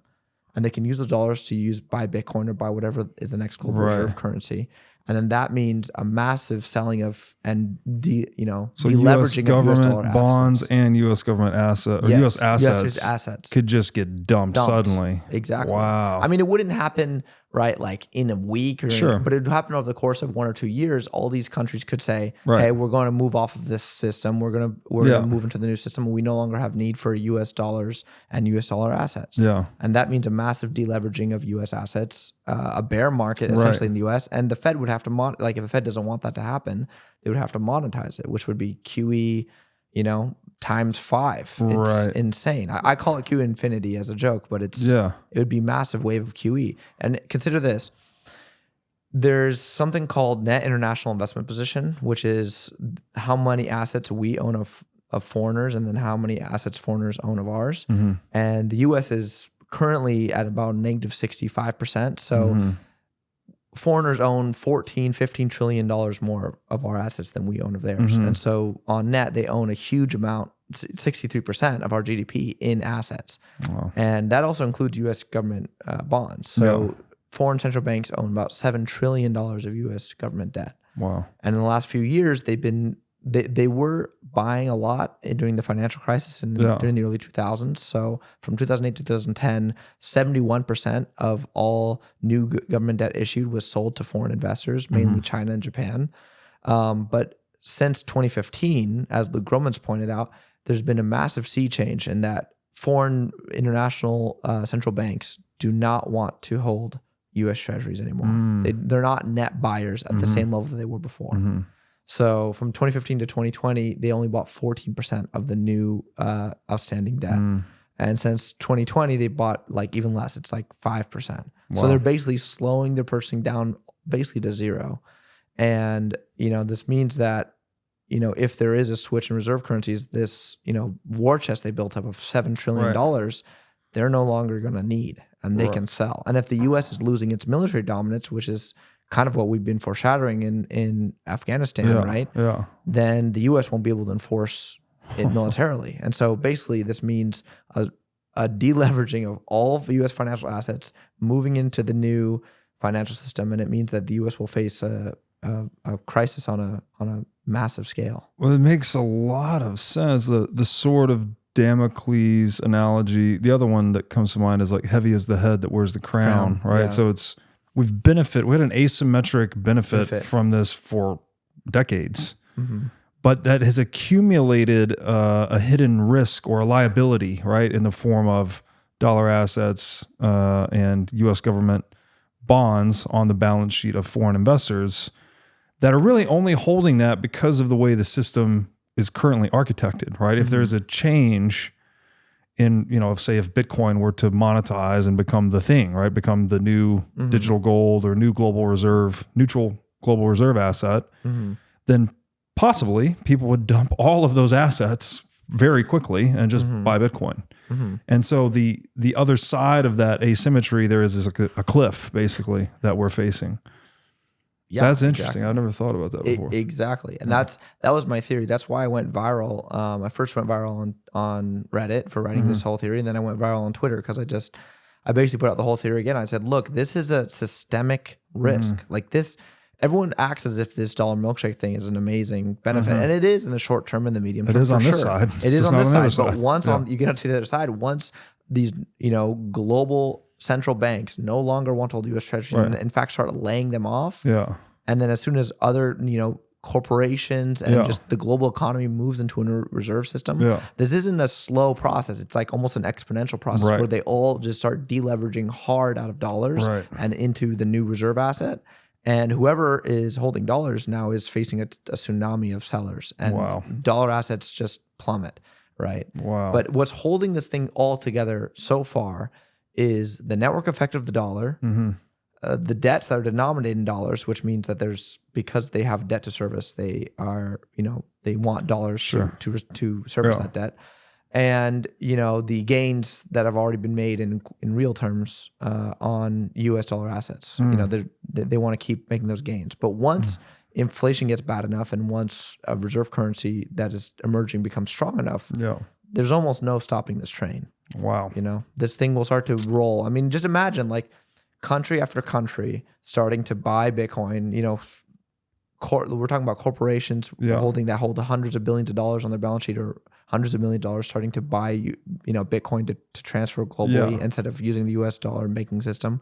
And this kind of like flywheel will start to spin to the point where countries that don't even want to buy Bitcoin will be facing this tidal wave of selling on their dollar assets, of course. And Bitcoin's rising, and they're like, every month you wait, things will just get worse. Right. So game theory gets imposed. The game theory blows out on all of them, and they have to jump in. Wow. What? Yeah. Okay, if you are, hypothetically, if you were in a, I don't know, let's call it the U.S. economic czar. Right? I don't think that position actually exists, but let's say you're trying to defend the United States economic interest from this risk. Hidden risk that's been accumulating. What would you advise? Like, would it just be like, just start printing dollars and buy Bitcoin now because this thing's going to blow out eventually? Like, how would you defend against this, the realization of this risk? Well, are you asking with my current, because again, like the answer would change if you're talking about me currently and my current beliefs. Yeah, then I would buy Bitcoin, obviously. But if I was like a pure fiat-minded person trying to defend it, I would take different actions, obviously. I guess just if you were trying to prevent this scenario where the whole world starts selling off government bonds and US dollar assets, and you're left printing money 10 times as fast, trying to defend against the collapse. Like, what could you do today to defend against that scenario? Is it just buy Bitcoin, or what else is there? I mean, I think that they'd be very reluctant to buy Bitcoin until, like, obviously things are very bad, because they have the most to lose, and they don't want to lose the hegemony and the power that they have. Right. But it sounds like it's inevitable. It is. If Triffin's trilemma is real, then it's inevitable. It is inevitable for sure on a long enough time frame. I would say, like, look, there's several other things you can do. The first, which is easiest, is start to lie about all the statistics. So manipulate CPI, manipulate unemployment, make things look better in the US than they actually are, which is what they're already doing. Yeah. So they're already taking the first few steps. The second would be find out ways to add liquidity to the system without obviously adding liquidity. Right. And this is the other step that I've been tracking that the Fed has been doing. And the Fed and the Treasury combined, they've been using, all these subtle secret ways to do QE and to add to net liquidity without actually printing money, without actually expanding their balance sheet. Right. So that started with the reverse repo drawdown in 2022, and it expanded to the BTFP, and then the TGA was being drawn down, which is additive to net liquidity because the TGA represents all this money that's trapped on the. What is the TGA? The TGA is the Treasury General Account. It's basically the checking account for the U.S. government. So when they draw that down from, I think it's like 1.1 trillion, when they draw that down, that adds money to the rest of the economy, because it's not trapped in a checking account, and the U.S. government's now circulating on bank balance sheets and deposits, etc.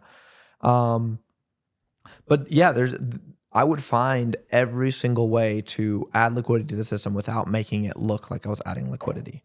And if you track net liquidity, which is you sum up all these different sources of liquidity to the system that don't include the Fed's balance sheet traditionally. It bottomed in September and October of 2022, and it's only been rising since. So it hasn't gone up to 2021 levels, as we all know, but it has not fallen lower than that, which is part of the reason why equity markets and bond markets are still doing pretty well, is because liquidity in the system it's been increasing slowly. Because they've been finding ways to slowly add, subtly more and more and more liquidity. And they were able to, they've been able to kick this can very far. They did money market reforms in 2014 that forced money market funds into government bonds to add one more buyer for government debt. They had Basel III, and they had, Dodd-Frank and all these regulatory, laws passed in the early 2010s that also mandated banks to buy U.S. Treasuries. And then recently they've had, the SLR exemption, which I'm sure you've heard of, which has changed. I don't know that actually. Okay. So this is interesting. So the SLR is the supplementary leverage ratio, and it basically measures. Oh, I have heard of this. Okay. I didn't know the acronym. Go ahead. Exactly. It basically allows, it measures how much equity a bank should hold against its assets in case the assets lose value. Got it. And so what what happened in 2020 is they exempted treasuries from the SLR, which basically means banks don't have to hold any reserves against the treasury bonds. Okay. So they can basically have infinite leverage. Because before they would have to say hold 10%. So if they own $100 million in treasury bonds, they'd have to hold $10 million in reserve. It's like a reserve requirement. It's like a reserve requirement. Yeah. That's very similar to that.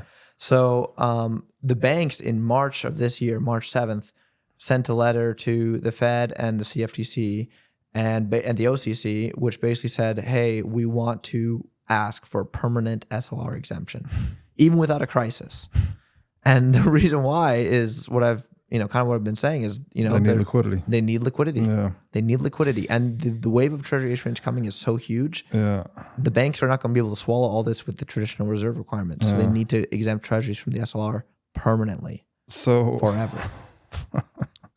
So the answer to defending oneself from the inevitable outcome that Triffin's trilemma basically foretells is lying about statistics and numbers and painting a rosier picture. It sounds like this expansion of liquidity, is that stealing from savers? Essentially. I mean, you're creating more reserves.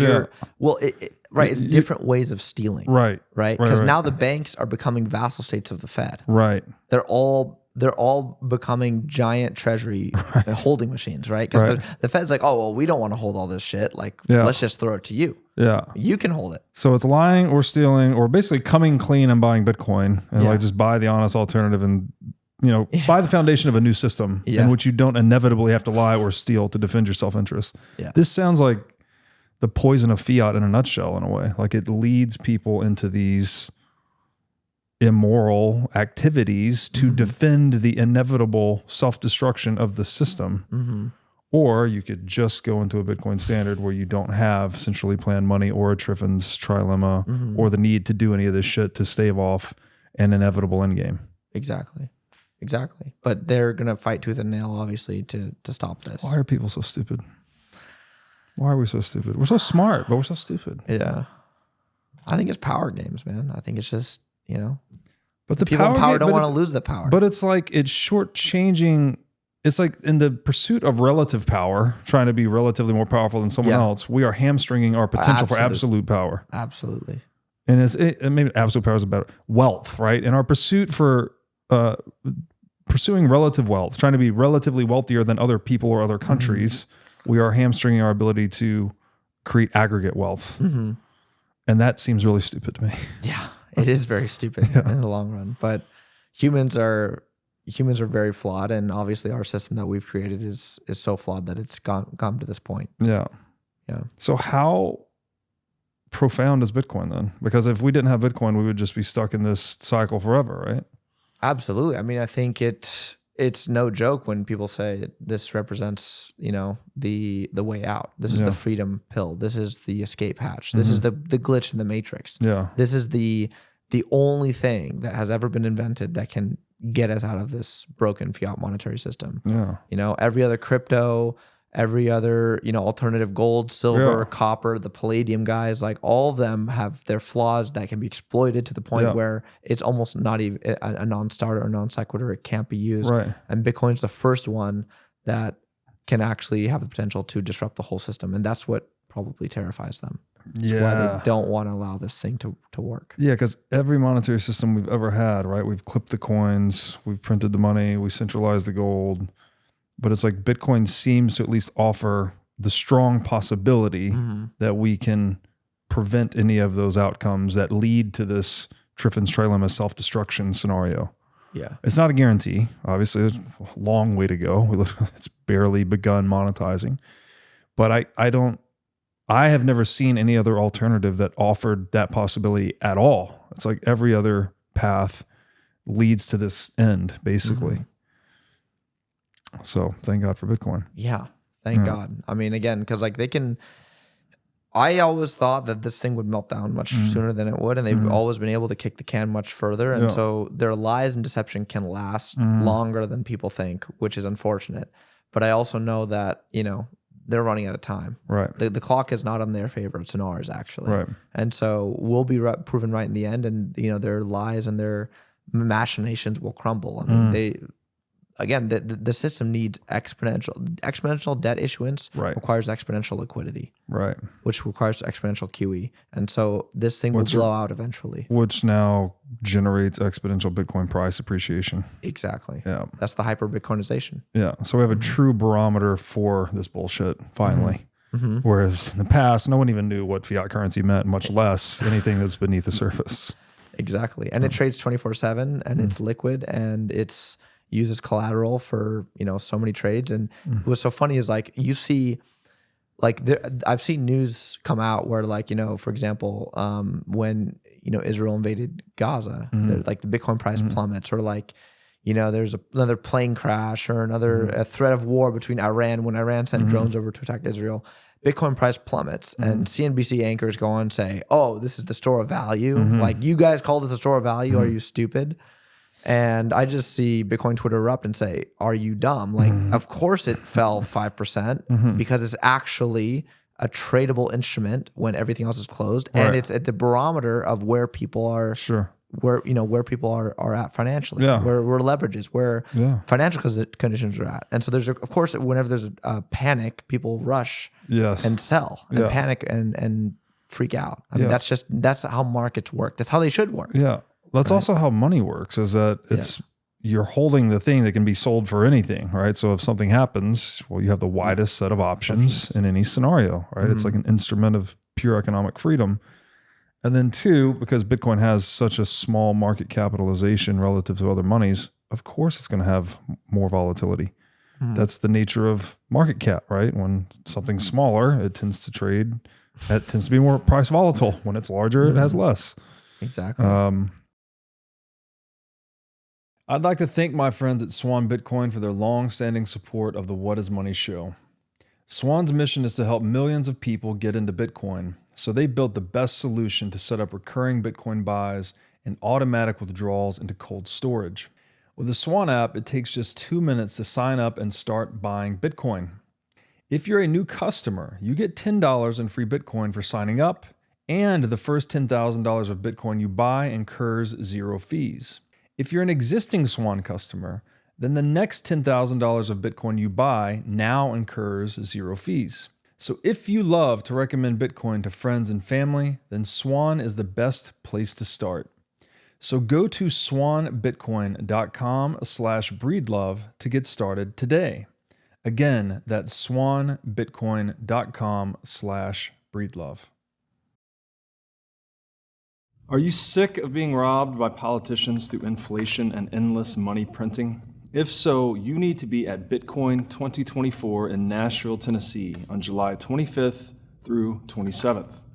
As the largest Bitcoin and fintech conference in the world, Bitcoin 2024 stands as a beacon of monetary freedom, a glimmer of hope amongst a darkening macroeconomic backdrop. Top speakers, companies, and thought leaders from across the industry will convene in Nashville to look ahead to the next year and beyond. I will be there, and Bitcoin conferences like this have become my favorite place to socialize since becoming a Bitcoiner. Ticket prices will increase soon. Get your tickets now and secure your spot at this game-changing event. So go to b.tc/conference and use discount code BREEDLOVE to sign up for the Bitcoin 2024 conference. Again, that's b.tc/conference, discount code BREEDLOVE.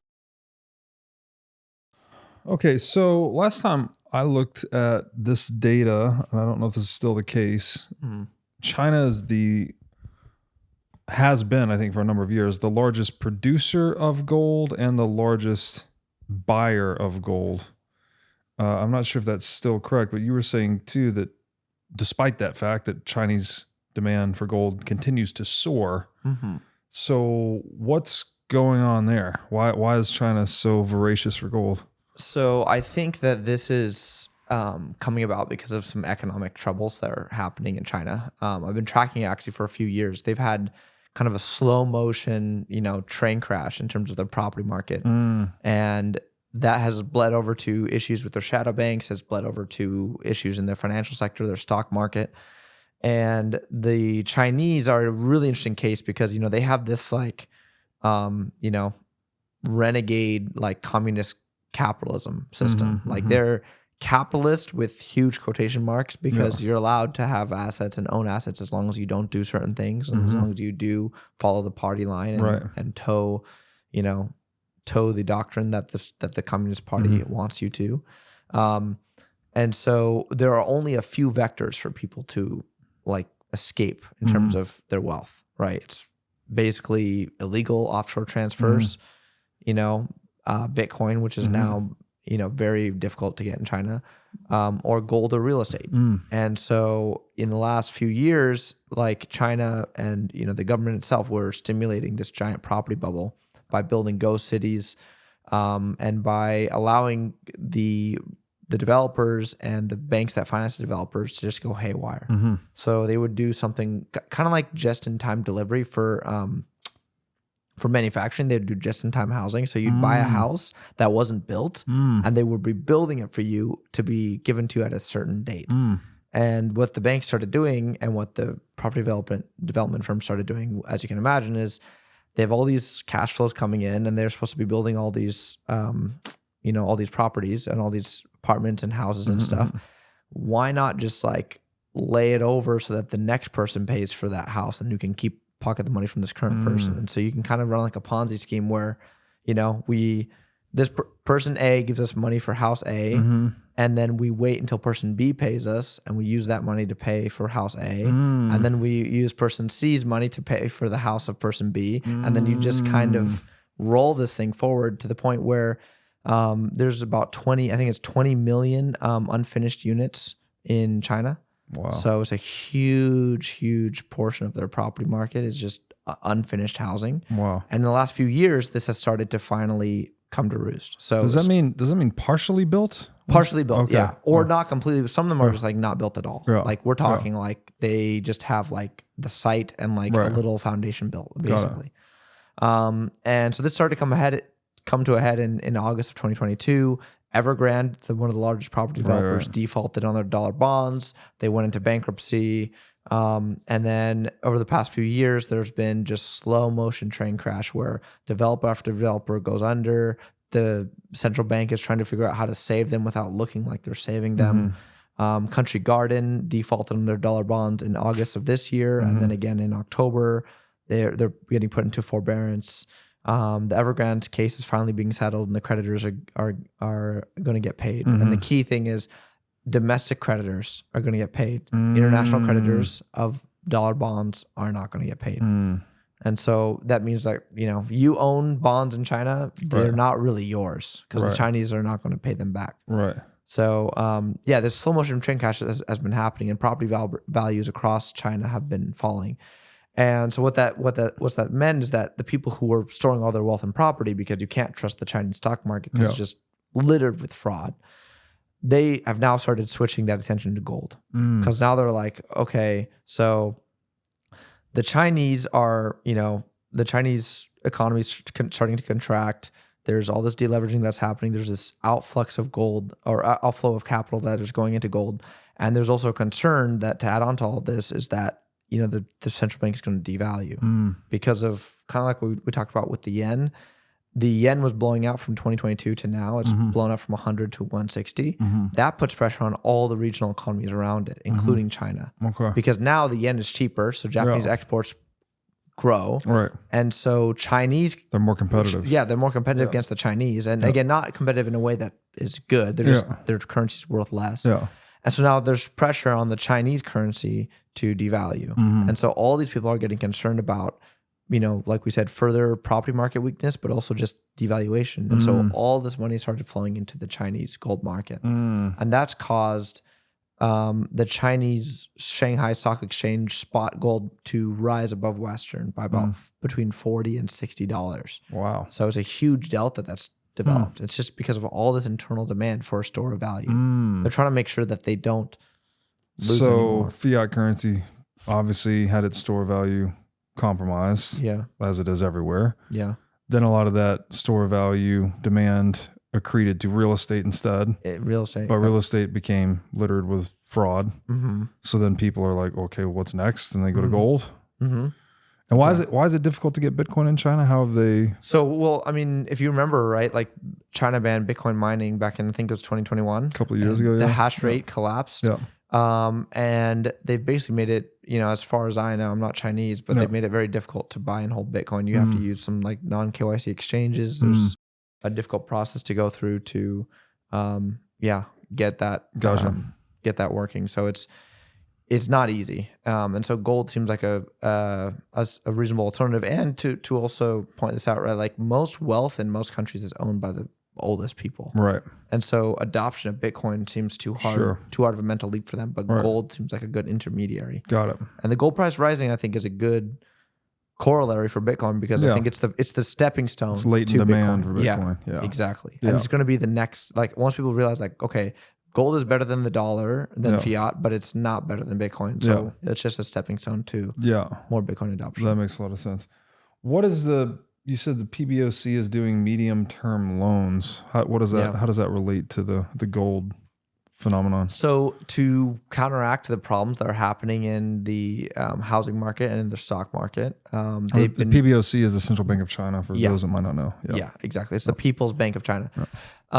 They've been doing these medium-term loans, which are basically like liquidity injections to the financial sector.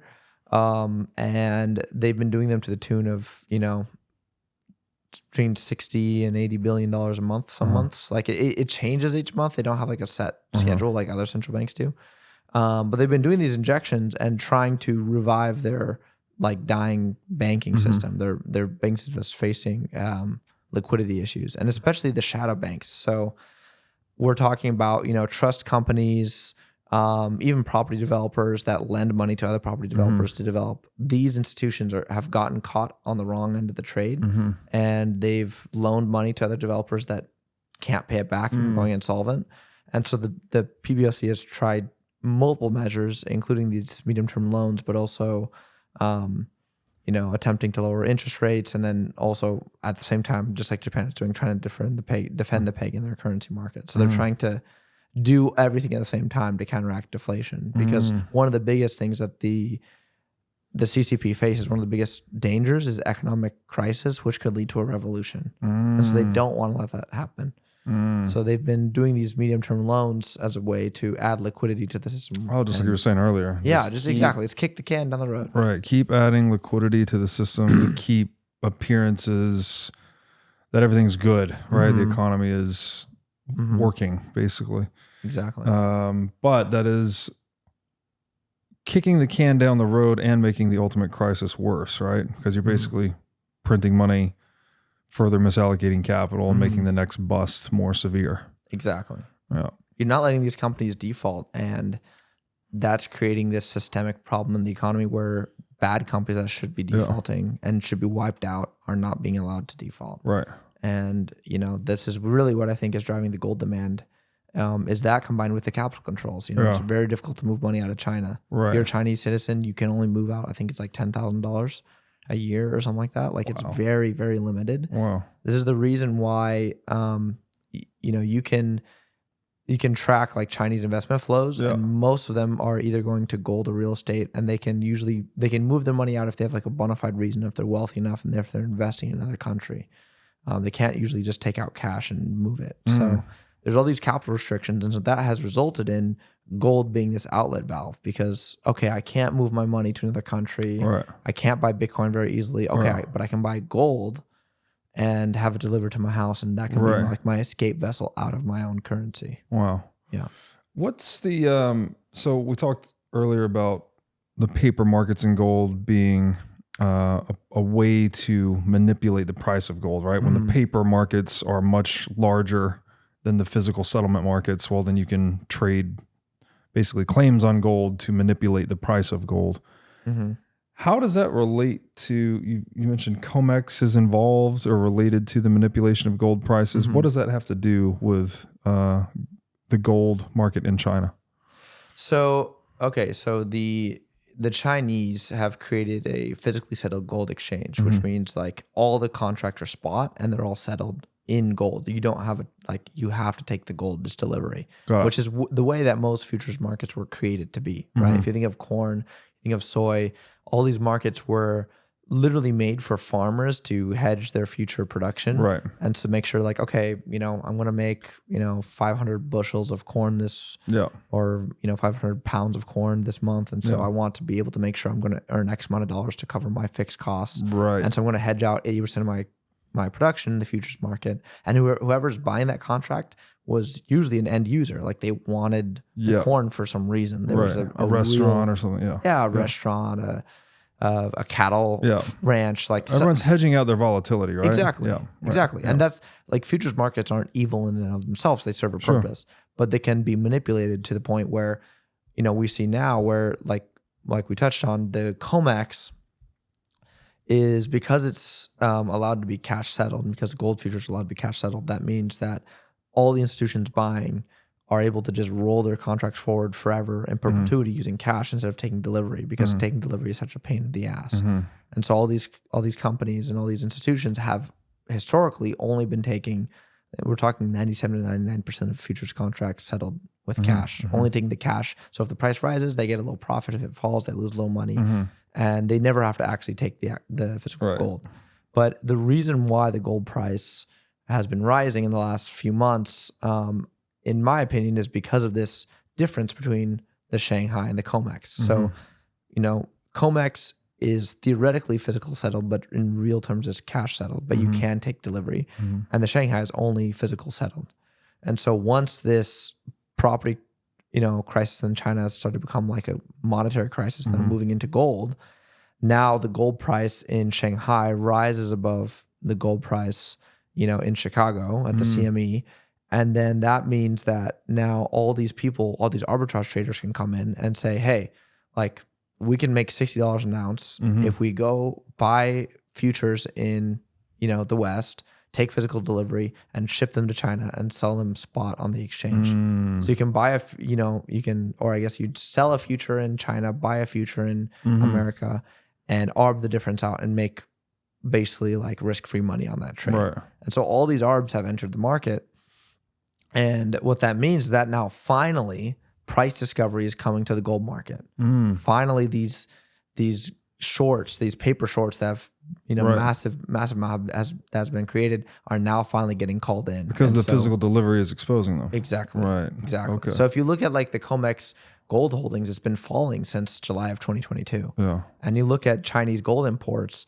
I mean, this year, just the beginning of this year, it's been like over, I think, $70 billion of gold imports in the first 3 months. Like the one interesting stat was the first 3 months of this year outpaced all of the purchases in Chinese gold purchases in 2020, just in the first 3 months. Right. So it's this massive gold demand that's starting to finally reprice the Western financial assets, the Western gold price to its real level, which obviously should be multiples above where it is now.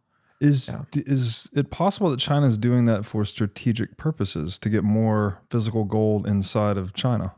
That's definitely possible. Yeah. I think globally central banks are worried about this switch in reserve currencies we've talked about.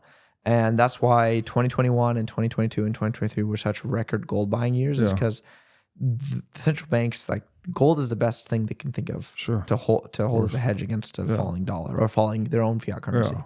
And so this represents a way for them, the Chinese government to get their private citizens to hold more gold, which effectively allows them to hold more gold because, they can confiscate it whenever they want. But it allows them to suck in more gold and to, kind of hedge their own currency against risk of their own devaluation or against dollar devaluation. Yeah. Wow, that's so interesting. Because I was just thinking when gold flows usually pretty nicely track geopolitical change too, like post-World War II, a lot of the gold ends up in North America. That's why US dollar becomes global reserve currency. So I was just thinking maybe China was like trying to create conditions that favored gold inflows to have more gold domestically in the event of some transition. Yeah, I think that could be the case. Obviously, I don't have access to the PBOC's internal documents and their meetings, but no, that's definitely a choice, right? Because they can increase their domestic gold holdings at the private and public level. They're in a better situation, next time there's a global reserve currency switch, at least so they think. Is China still biggest producer and buyer of gold internationally? I'm not sure. I'm not sure about producer, but I do know they're the largest international buyer. Largest buyer. And who's doing most of that buying? It's private. It's private citizens, but also the PBOC has been buying gold, record amounts of gold, and the Swiss National Bank, and the Russian bank, like almost every global central bank that's not a major ally of the U.S. has been buying gold hand over fist. Is it the only physically settled futures market? It might be. Okay. I'm not sure about I haven't looked into the Russian futures and the German futures market, but as far as I know, it's the biggest spot, physically settled gold market in the world. Okay. And that requires physical delivery of gold to settle. Exactly. Okay. Requires it. There's literally in the Shanghai exchange, there's literally the normal Shanghai exchange, which is used by domestic nationals, and then there's a segregated wall, and then there's the internet with what's called the SGEI, it's the Shanghai Gold Exchange International, and that's the section that foreigners can trade in, and both sections are only physically settled, and they have their own vaults on site that will allow for settlement and delivery of the gold. Gotcha. Yeah. Interesting. Yeah. You've got some interesting thoughts about GameStop. Yeah. And so GameStop, obviously, I don't know the whole history on this. So maybe you could just give us a little background on what's happened with GameStop. Obviously, it was a very shorted stock. Retail investors started to buy it to create a short squeeze, and then there were some limitations placed on the buying, I believe. But could you just walk us through the timeline of GameStop since all this craziness started? Sure. So, the story really starts in, I'd say 2019, 2020, where this internet personality, right? DFV, deep fucking value, also goes by Roaring Kitty, starts investing in GameStop. And he sees this as the ultimate, basically value play, because at the time GameStop was facing some financial issues. They had large bonds that were rolling over in 2019 and 2021 that they would have difficulty paying. And he was saying, if we have a large investor come in like Ryan Cohen, who can buy up shares and invest in the company, inject capital, and turn the business around, this thing is being priced for bankruptcy when, it could be worth billions and billions of dollars. And at the time it was worth $400 million. So he saw it as a huge value play.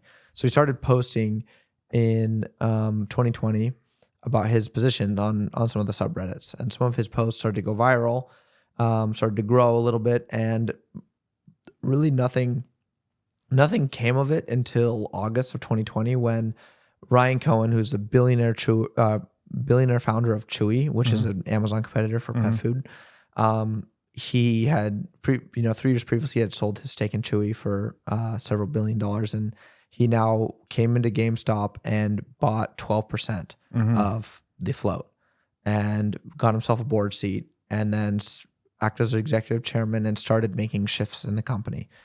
And as he started buying these shares, the price started to rise, and more and more retail investors started to understand that this guy's thesis, DFV, was actually legitimate. There's this large short position that's over 100% in the stock, and now the stock has the company has an actual investor who is well capitalized and well experienced to turn this thing around. And so for the fall of 2020. We see the price start to rise. We see this company start to make some positive changes. They kick out the CEO. They shuffle the board around. He starts to, basically create a new business plan for GameStop. And then in January of 2021, the stock starts to rise, and Roaring Kitty starts to go viral on online online message boards like Reddit. And what this does is this ignites a massive fervor for the stock, and the volatility starts to increase. And there's especially a large increase in options buying. Because if you think about it, this is 2021, COVID's still happening. Right. Everyone's locked in their house, but everyone has stimulus checks. There's commission-free trading by these large brokers. So everyone's gambling with their stimmy checks in the market. Exactly. Yeah. People have nothing else to do. So people start throwing in some money on options and shares, and the stock price starts to rise. And soon people start to realize that with the short percentage being so high, I mean, it was in excess of 140%, that the shorts are really trapped, and we can really make them hurt if we keep buying shares and keep buying options. And so the price starts to steamroll higher. A research firm called Citron who publishes short research on GameStop gets shut down. Basically, the founder just says he doesn't want to cover GameStop anymore because he shorted GameStop at 5 and it's already at 20. And so he's deeply underwater. And the price starts to go exponential very, very quickly. And that week, it's the last week of January 2021. So on the 25th, market open, the price rips from like $30 up to $80, then down to $40. And then the next morning, it rips up to like $120, $150, and then it falls down to $90. Wow. And that evening, Elon Musk tweets game stonk. And this just massively blows this thing. It was already going viral, and it just massively blows this thing out of the water. And January 27th, the price just rips up into the 200s, into the 300s. By the end of trading, it's extremely high. And there's this deluge of news stories on the financial media that are just covering GameStop. At the time, I was working at a financial services company, and I was trying to like pay attention to the price and like what was happening while I was also working, and I wasn't doing a good job of it. So I got in trouble that week, I remember, from my boss for not doing everything. But it was truly captivating because we saw the financial media in real time tell everyone like, hey, this thing is it's a scam, it's overinflated, all these people buying are going to lose their money, they're going to lose their shirt, you're just going to hurt yourself, the shorts have closed. All these news stories came out. And at the same time, there was clearly evidence that we were doing damage. Melvin Capital, one of the hedge funds that had shorted GameStop, was down like 70% on their entire portfolio, and they had to take a bailout, the tune of $2 billion from GamePlot, or from Point72, which is Steve Cohen's firm, and Citadel. So they had to take Gabe Plotkin was the hedge fund manager of that fund, and so they had to take this bailout and be rescued from this massive short position. And several other hedge funds were also going under because they had shorted a ton of shares at 10, and this thing is now at 200. Right. Right. So who knows how deep their position was? Yeah. And then that's when things start to get crazy. Like things go absolutely insane. The next morning, the price goes parabolic and the buy button is shut off. Crazy. Yeah. And how? So that sounds like rigging the game, if I've ever heard of rigging the game. They literally stop people from buying it. Absolutely. It's like, I couldn't believe when that happened. I was in such shock. I literally couldn't even, I had to go like walk outside for like 10 minutes because I was like, what the actual like hell? Yeah. Like what is going capitalism. on? Yeah. Like we had them buy the shorts. Like literally, their shorts were they were in too deep. We had them. We had our hand around their neck. They were shorted more shares than exist. They shorted well over in excess of 100% of the float. Some measures show 226% short interest, like insane short interest. Wow. Because again, this thing was going to go bankrupt before Ryan Cohen stepped in to inject capital. Yeah. And the price skyrocketing started putting all these brokers into default positions with the NSCC. And so the NSCC is the National Securities Clearing Corporation. It's the central clearinghouse for all stock market trades. And it's the subsidiary of the DTCC, which is the Depository Trust. Yeah, which owns everything. Which owns all the stocks in the stock market. And they're the ones who also process all the trades. And so them and the NSCC are the ones who handle all the stock market trades and settlement for the entire equity market. And NSCC, they have a value at risk model that like basically shows how much margin a broker should have on hand to deal with stock trades that are outstanding. So like I said, because there's T+3 settlement, a broker might, like, let's say a broker goes out and like quote unquote sells like $100 billion worth of stock, but maybe they don't have the shares. So they have to go borrow the shares. But in the meantime, the NSCC says, hey, okay, we'll say that these positions are clearing, but we need to have margin on just in case you're not able to get us the money or the shares to settle this trade. And so they have margin requirements, which is called excess capital premium requirements. And in that run-up, there were about there was about $73 billion of excess capital premium charges assessed for the clearing brokers. So we're talking Instinet, we're talking charges applied to Robinhood, we're talking charges applied to Apex Clearing, which is another clearing broker. Yeah.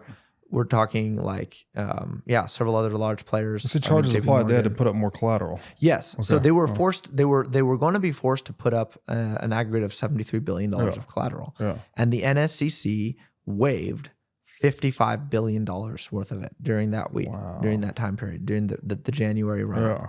But what froze the stock buying on that morning was basically an order from NSCC itself to that it couldn't no longer process trades, and an understanding among the brokers that this thing was going to break the financial system. So these brokers. And when you say break the financial system, can you expand upon that? Doesn't that just mean counterparties going bankrupt? Yes, exactly. Isn't that what's supposed to happen? When it is you what's take supposed risks to happen. that don't work out and they blow up? Aren't you supposed to blow up?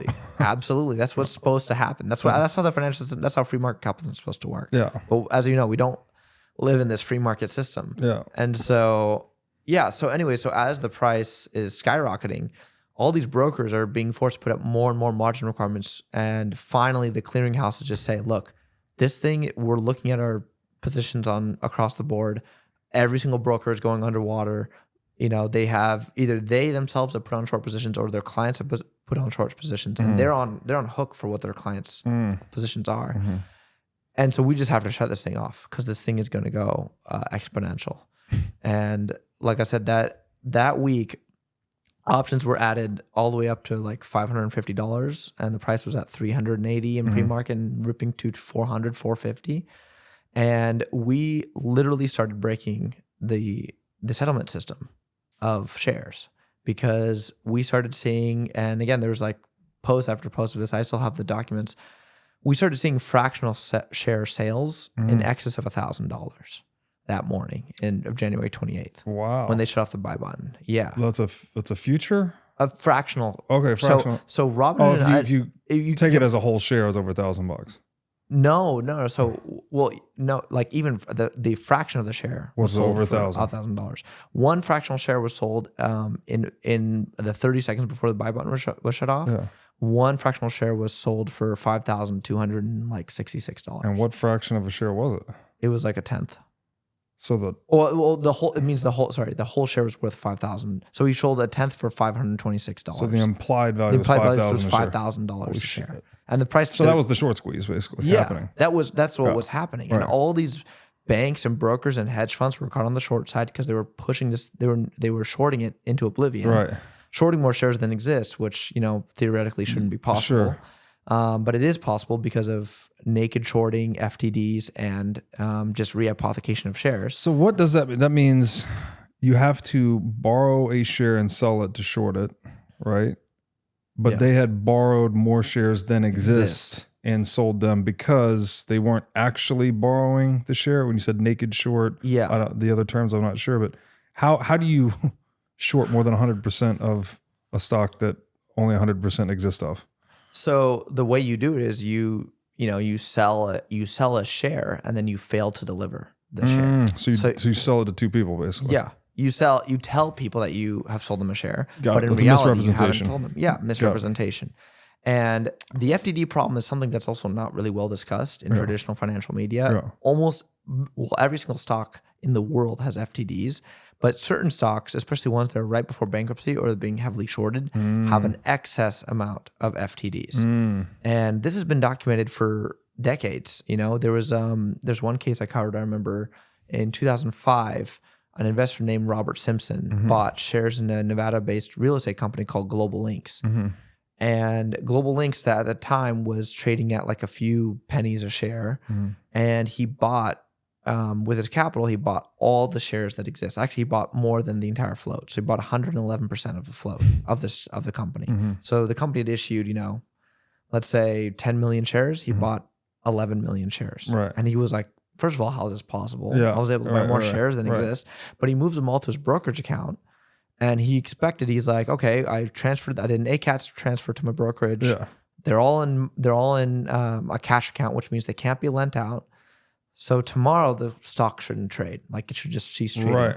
And in the next 2 days, 50 million shares trade. 50 million. 50 million in the next 2 days.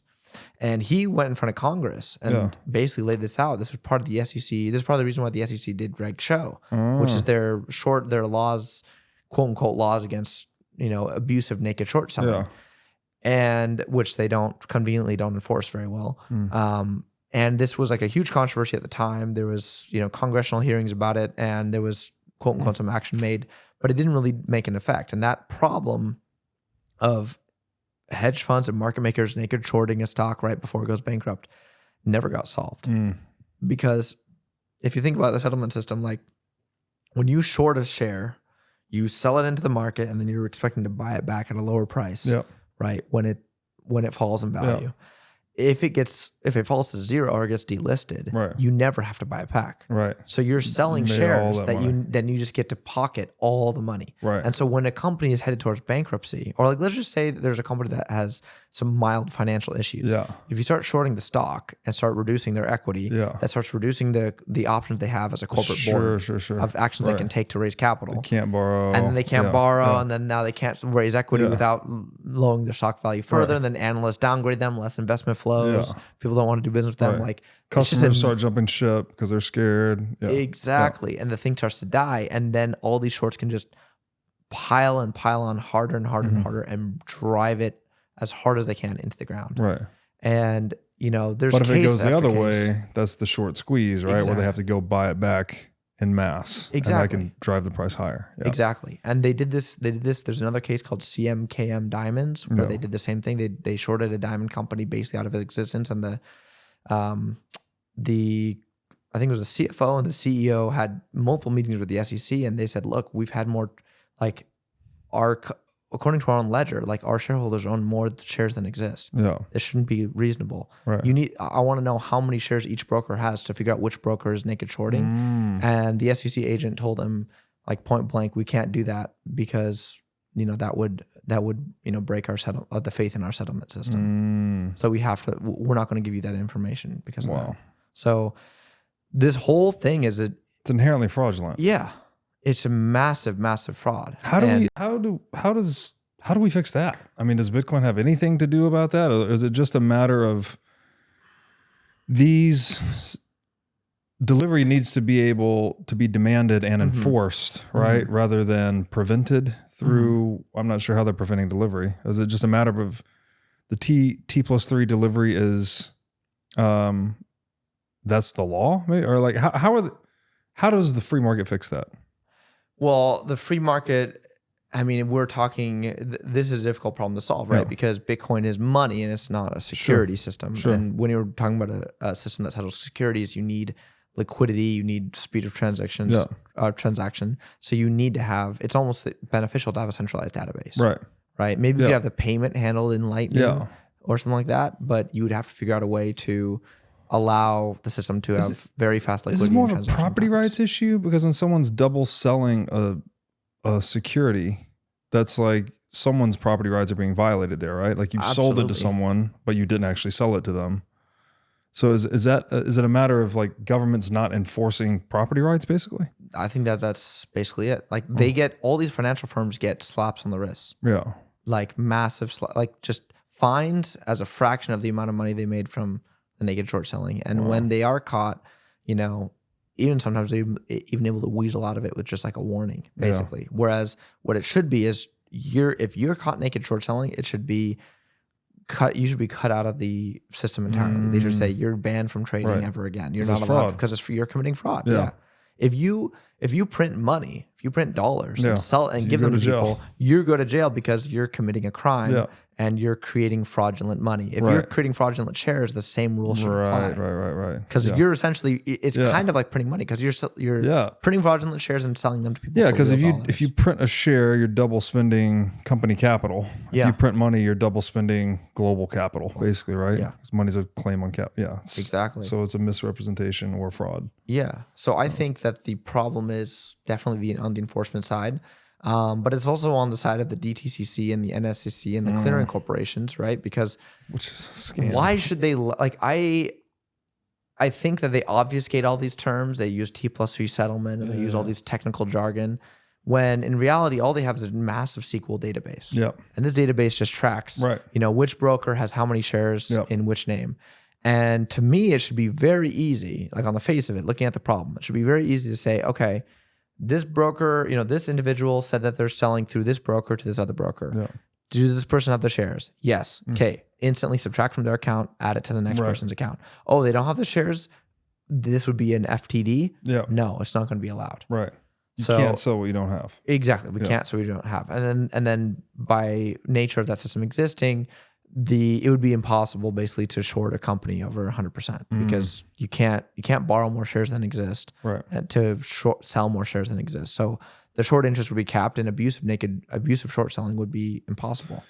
Are the regulators giving these financial institutions slaps on the wrist or letting them get away with warnings because of regulatory capture? Absolutely. Okay. Absolutely. I think so. Like if you just look at like SVB, for example, the recent bank that failed, one of their, I remember I like did like a whole write up on it, but like one of their managing directors was a former Fed employee of the San Francisco Fed. One of their director of credit risk was formerly at Lehman. Their head of legal was formerly SEC. Like there's a revolving door between Wall Street and the regulatory agencies that guide them. And FINRA itself, which is one of the main regulatory bodies over the financial industry, is what's called a self-regulatory organization. So the members that make up the rulemaking body in FINRA are the financial firms that are being regulated. So they're making the rules and enforcing the rules on themselves. And so they have no incentive to actually kick anyone out of the game, no matter how abusive their transgressions are. Right. It doesn't matter. So they can just keep doing this. And this is what GameStop really exposed for so many people. I think, it's a financial movement in one sense, but it's also a social movement because what was revealed to everyone in real time was like, oh my God, like this system that we thought existed was a free market, that we were all buying stock and allowed to buy stock in a free market and punish these short sellers. And the short sellers should know, like, logically, you're doing a very high convexity trade. You're shorting a company with there's a limited profit that you can, because the stock can only fall to zero, right? You can't go negative. Right. So if it's $1,000 a share, you can make $1,000 a share of short profit. But there's unlimited downside, I should say. The stock can go up, which means you can lose infinite money. Obviously not technically infinite, but there's just lose all your equity. Yeah. And so they should realize that there's the risk for these trades, and you should hedge for them. And you should be prepared that these things can happen and you can blow up. And we were blowing up these funds in January of 2021, and they turned off the buy button to save the clearing brokers and the prime brokers and the hedge funds and market makers who are shorting this company. Yeah. And so then people are awakening to the fact that this game is rigged. It's not fair, equitable. There's rules that are being unevenly applied, right? This one group, even the bailout itself, right? Was it printed money, or were this private bailouts? It was, okay, so for Melvin Capital, the hedge fund, that was a private bailout. That was from Point 72 and Citadel. But when we're talking about the NSCC, they didn't receive a bailout in the traditional sense of like the Fed having to do an injection. But they waived all the capital. They waived 75% of the capital. The collateral charges that should. Gotcha. So according to their own risk models, all these trades hadn't cleared. They would have had to hold X amount of capital. And like I said, during that period, the week and a half or whatever of January 2021 run up, they waived $55 billion of the charges. And so that is corruption by definition, right? Because the definition of corruption I like is the uneven application of rules, right? So they have an application of rules per their risk model, but then they waive that for these individuals because of this revolving door thing, right? This is hey, a guy calling his buddy saying we're in a tight spot, pulling some strings, calling in some favors, and then he gets these collateral requirements waived. Absolutely. So that's basically corruption. So that's what people then were. Was that the bigger deal about GameStop? Is that people were waking up to the inherent corruption in the financial system? I think absolutely. And look, we didn't figure out this stuff about NSCC until September and October of 2021 when the reports came out. Like the House Financial Services report actually showed that the NSCC had done this. At the time, all we saw was Robinhood shut off the buy button. We all got robbed. Like, screw the system. We're all like, it's corrupt and it's broken. And, you know, it wasn't until, you know, I think it was like the next day when people started to realize that it wasn't just Robinhood that had cut off the buy button. It was like, I think 60 other brokers and even international brokers.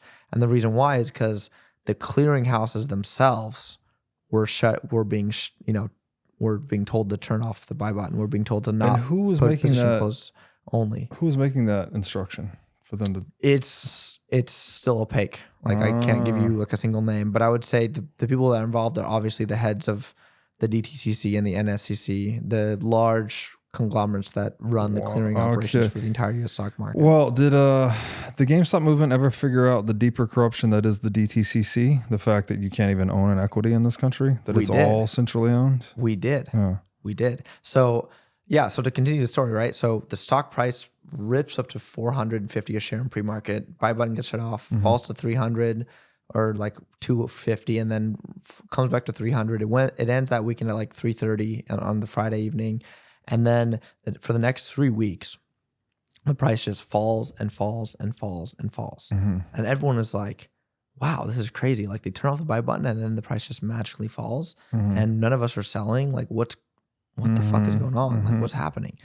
And then end of February, in aftermarket trading, the price rips up from $40 to $140 in a day. And then it goes again for the next 2 weeks, goes all the way back to 300. And people on the Reddit boards this time are like, whoa, we weren't like last time we were all buying options and like coordinating this thing and kind of like memeing it into existence. And now, like, it's ripping when there was no words on the Reddit board beforehand. Like, what's going on? And this cycle started to appear where every 3 weeks, the price would just rip up and then be slammed down and then trade sideways and then rip up and slam down. And so people started saying there's something in the settlement system, obviously, that's causing this. And that's when people started looking in much deeper into the DTCC and the NSCC and what actually has occurred. And there was one viral post that was written by a guy named Adobit that went viral called House of Cards. And this 3-part post was about basically the history of the DTCC and how the DTCC moved to centralized clearing and centralized ownership of all stocks. So DTCC owns, so there's something called beneficial ownership, and then obviously title ownership, legal, like street name ownership. And the DTCC, because they're the centralized broker or centralized clearinghouse for all trades. The CCP, right? Yeah. Central Counterparty, which is an interesting acronym. Exactly. It's a funny, especially if you heard our early part on China, but they have the street and legal name holding of almost all securities in the stock market. All the people who hold it through a broker are what are called beneficial owners. Right. So meaning we own the benefits of owning the stock. Yeah. But not the legal owners. We don't have the legal ownership of it. And so that's a huge, right? That's a huge change. And that means that they can basically do what they want with our shares. It's part of the reason why, like, we've had time and time again where there have been cases where, you know, in a normal stock brokerage account, you can have a cash account or a margin account. If you have a margin account, which means you use margin that the broker gives you, you are essentially agreeing to lend out your shares. And you are saying, okay, I want to earn income on these shares. You lend them out. You pay me an interest rate for the shares that are being lent out. And in a cash account, they're supposedly held in cash, held in your name. They're not allowed to be lent out. And there have been, you know, lawsuit after lawsuit that found Goldman, Wells Fargo, you know, like even, you know, Fidelity, even like what's it called, Interactive Brokers. All these brokers have taken your shares in a cash account and lent them out to other counterparties without telling you and pocketed the money. And they always just get fined for it and get told not to do it again. And then they can repeat, they can do it again.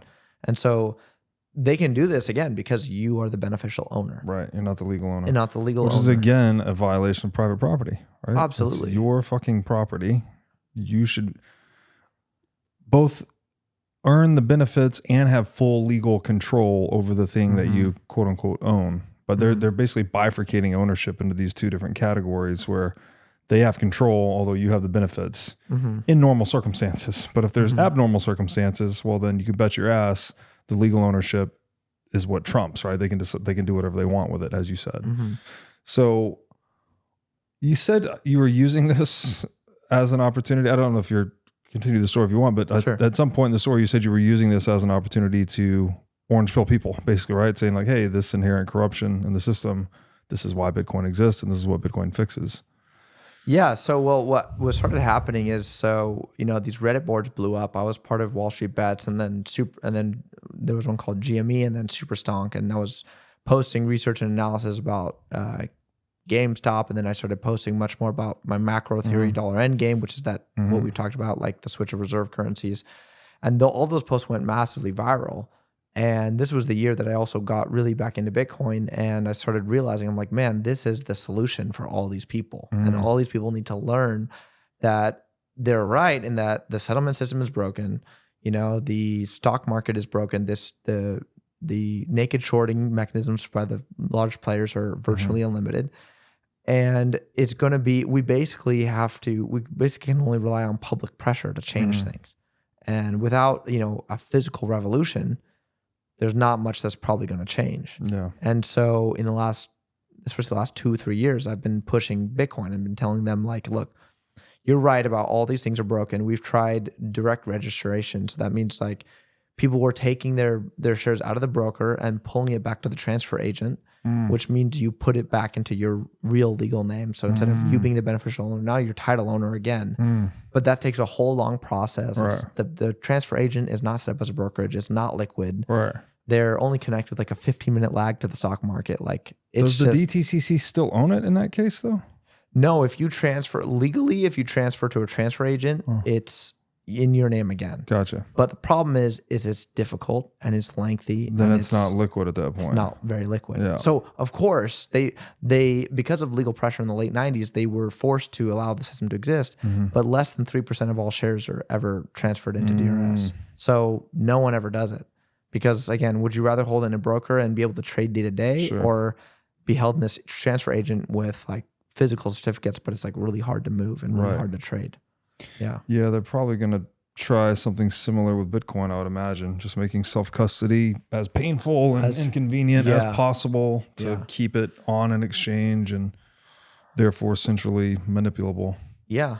And they'll try to make the argument that what you should have is an IOU of Bitcoin. It's more liquid. It's more easy to transfer. It's, more fungible. It's more convenient. And then they'll try to convince people to buy that and hold that instead of actual Bitcoin. But the benefit of Bitcoin is that you can actually just physically settle it and verify on the transaction, on the ledger for yourself. Where is GameStop today? Like, where did this whole thing end up?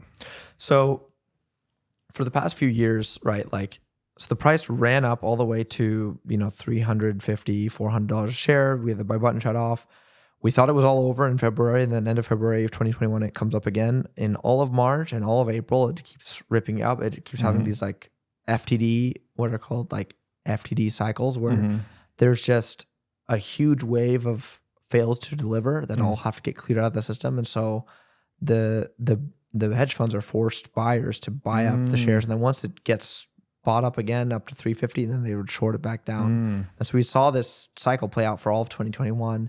And then in June of 2021, GameStop itself raised about $1 billion in cash by selling shares on the open market. So they sold, I don't remember how many shares, but they raised like $1.1 billion of capital. And then were able to use that obviously to invest in their own company, start to turn things around. And over the past 3 years, the price has been steadily trending lower.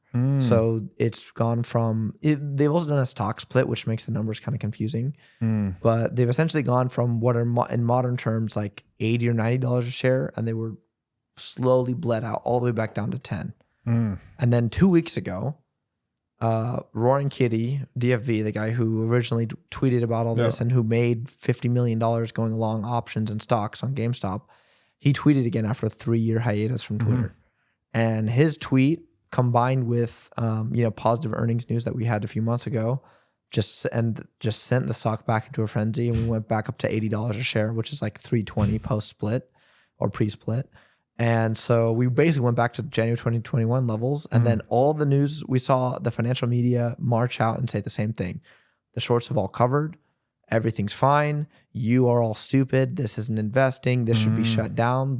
Jay Clayton, the former SEC chair under Trump, was saying that this should not be considered investing and should not be legal. Like, people shouldn't be able to buy and speculate in GameStop shares. And regardless of what you think of the actual company, it's a stock market. Speculation is the name of the game. Like, how come some people are allowed to speculate on NVIDIA using 0-day to expiry options or SPY?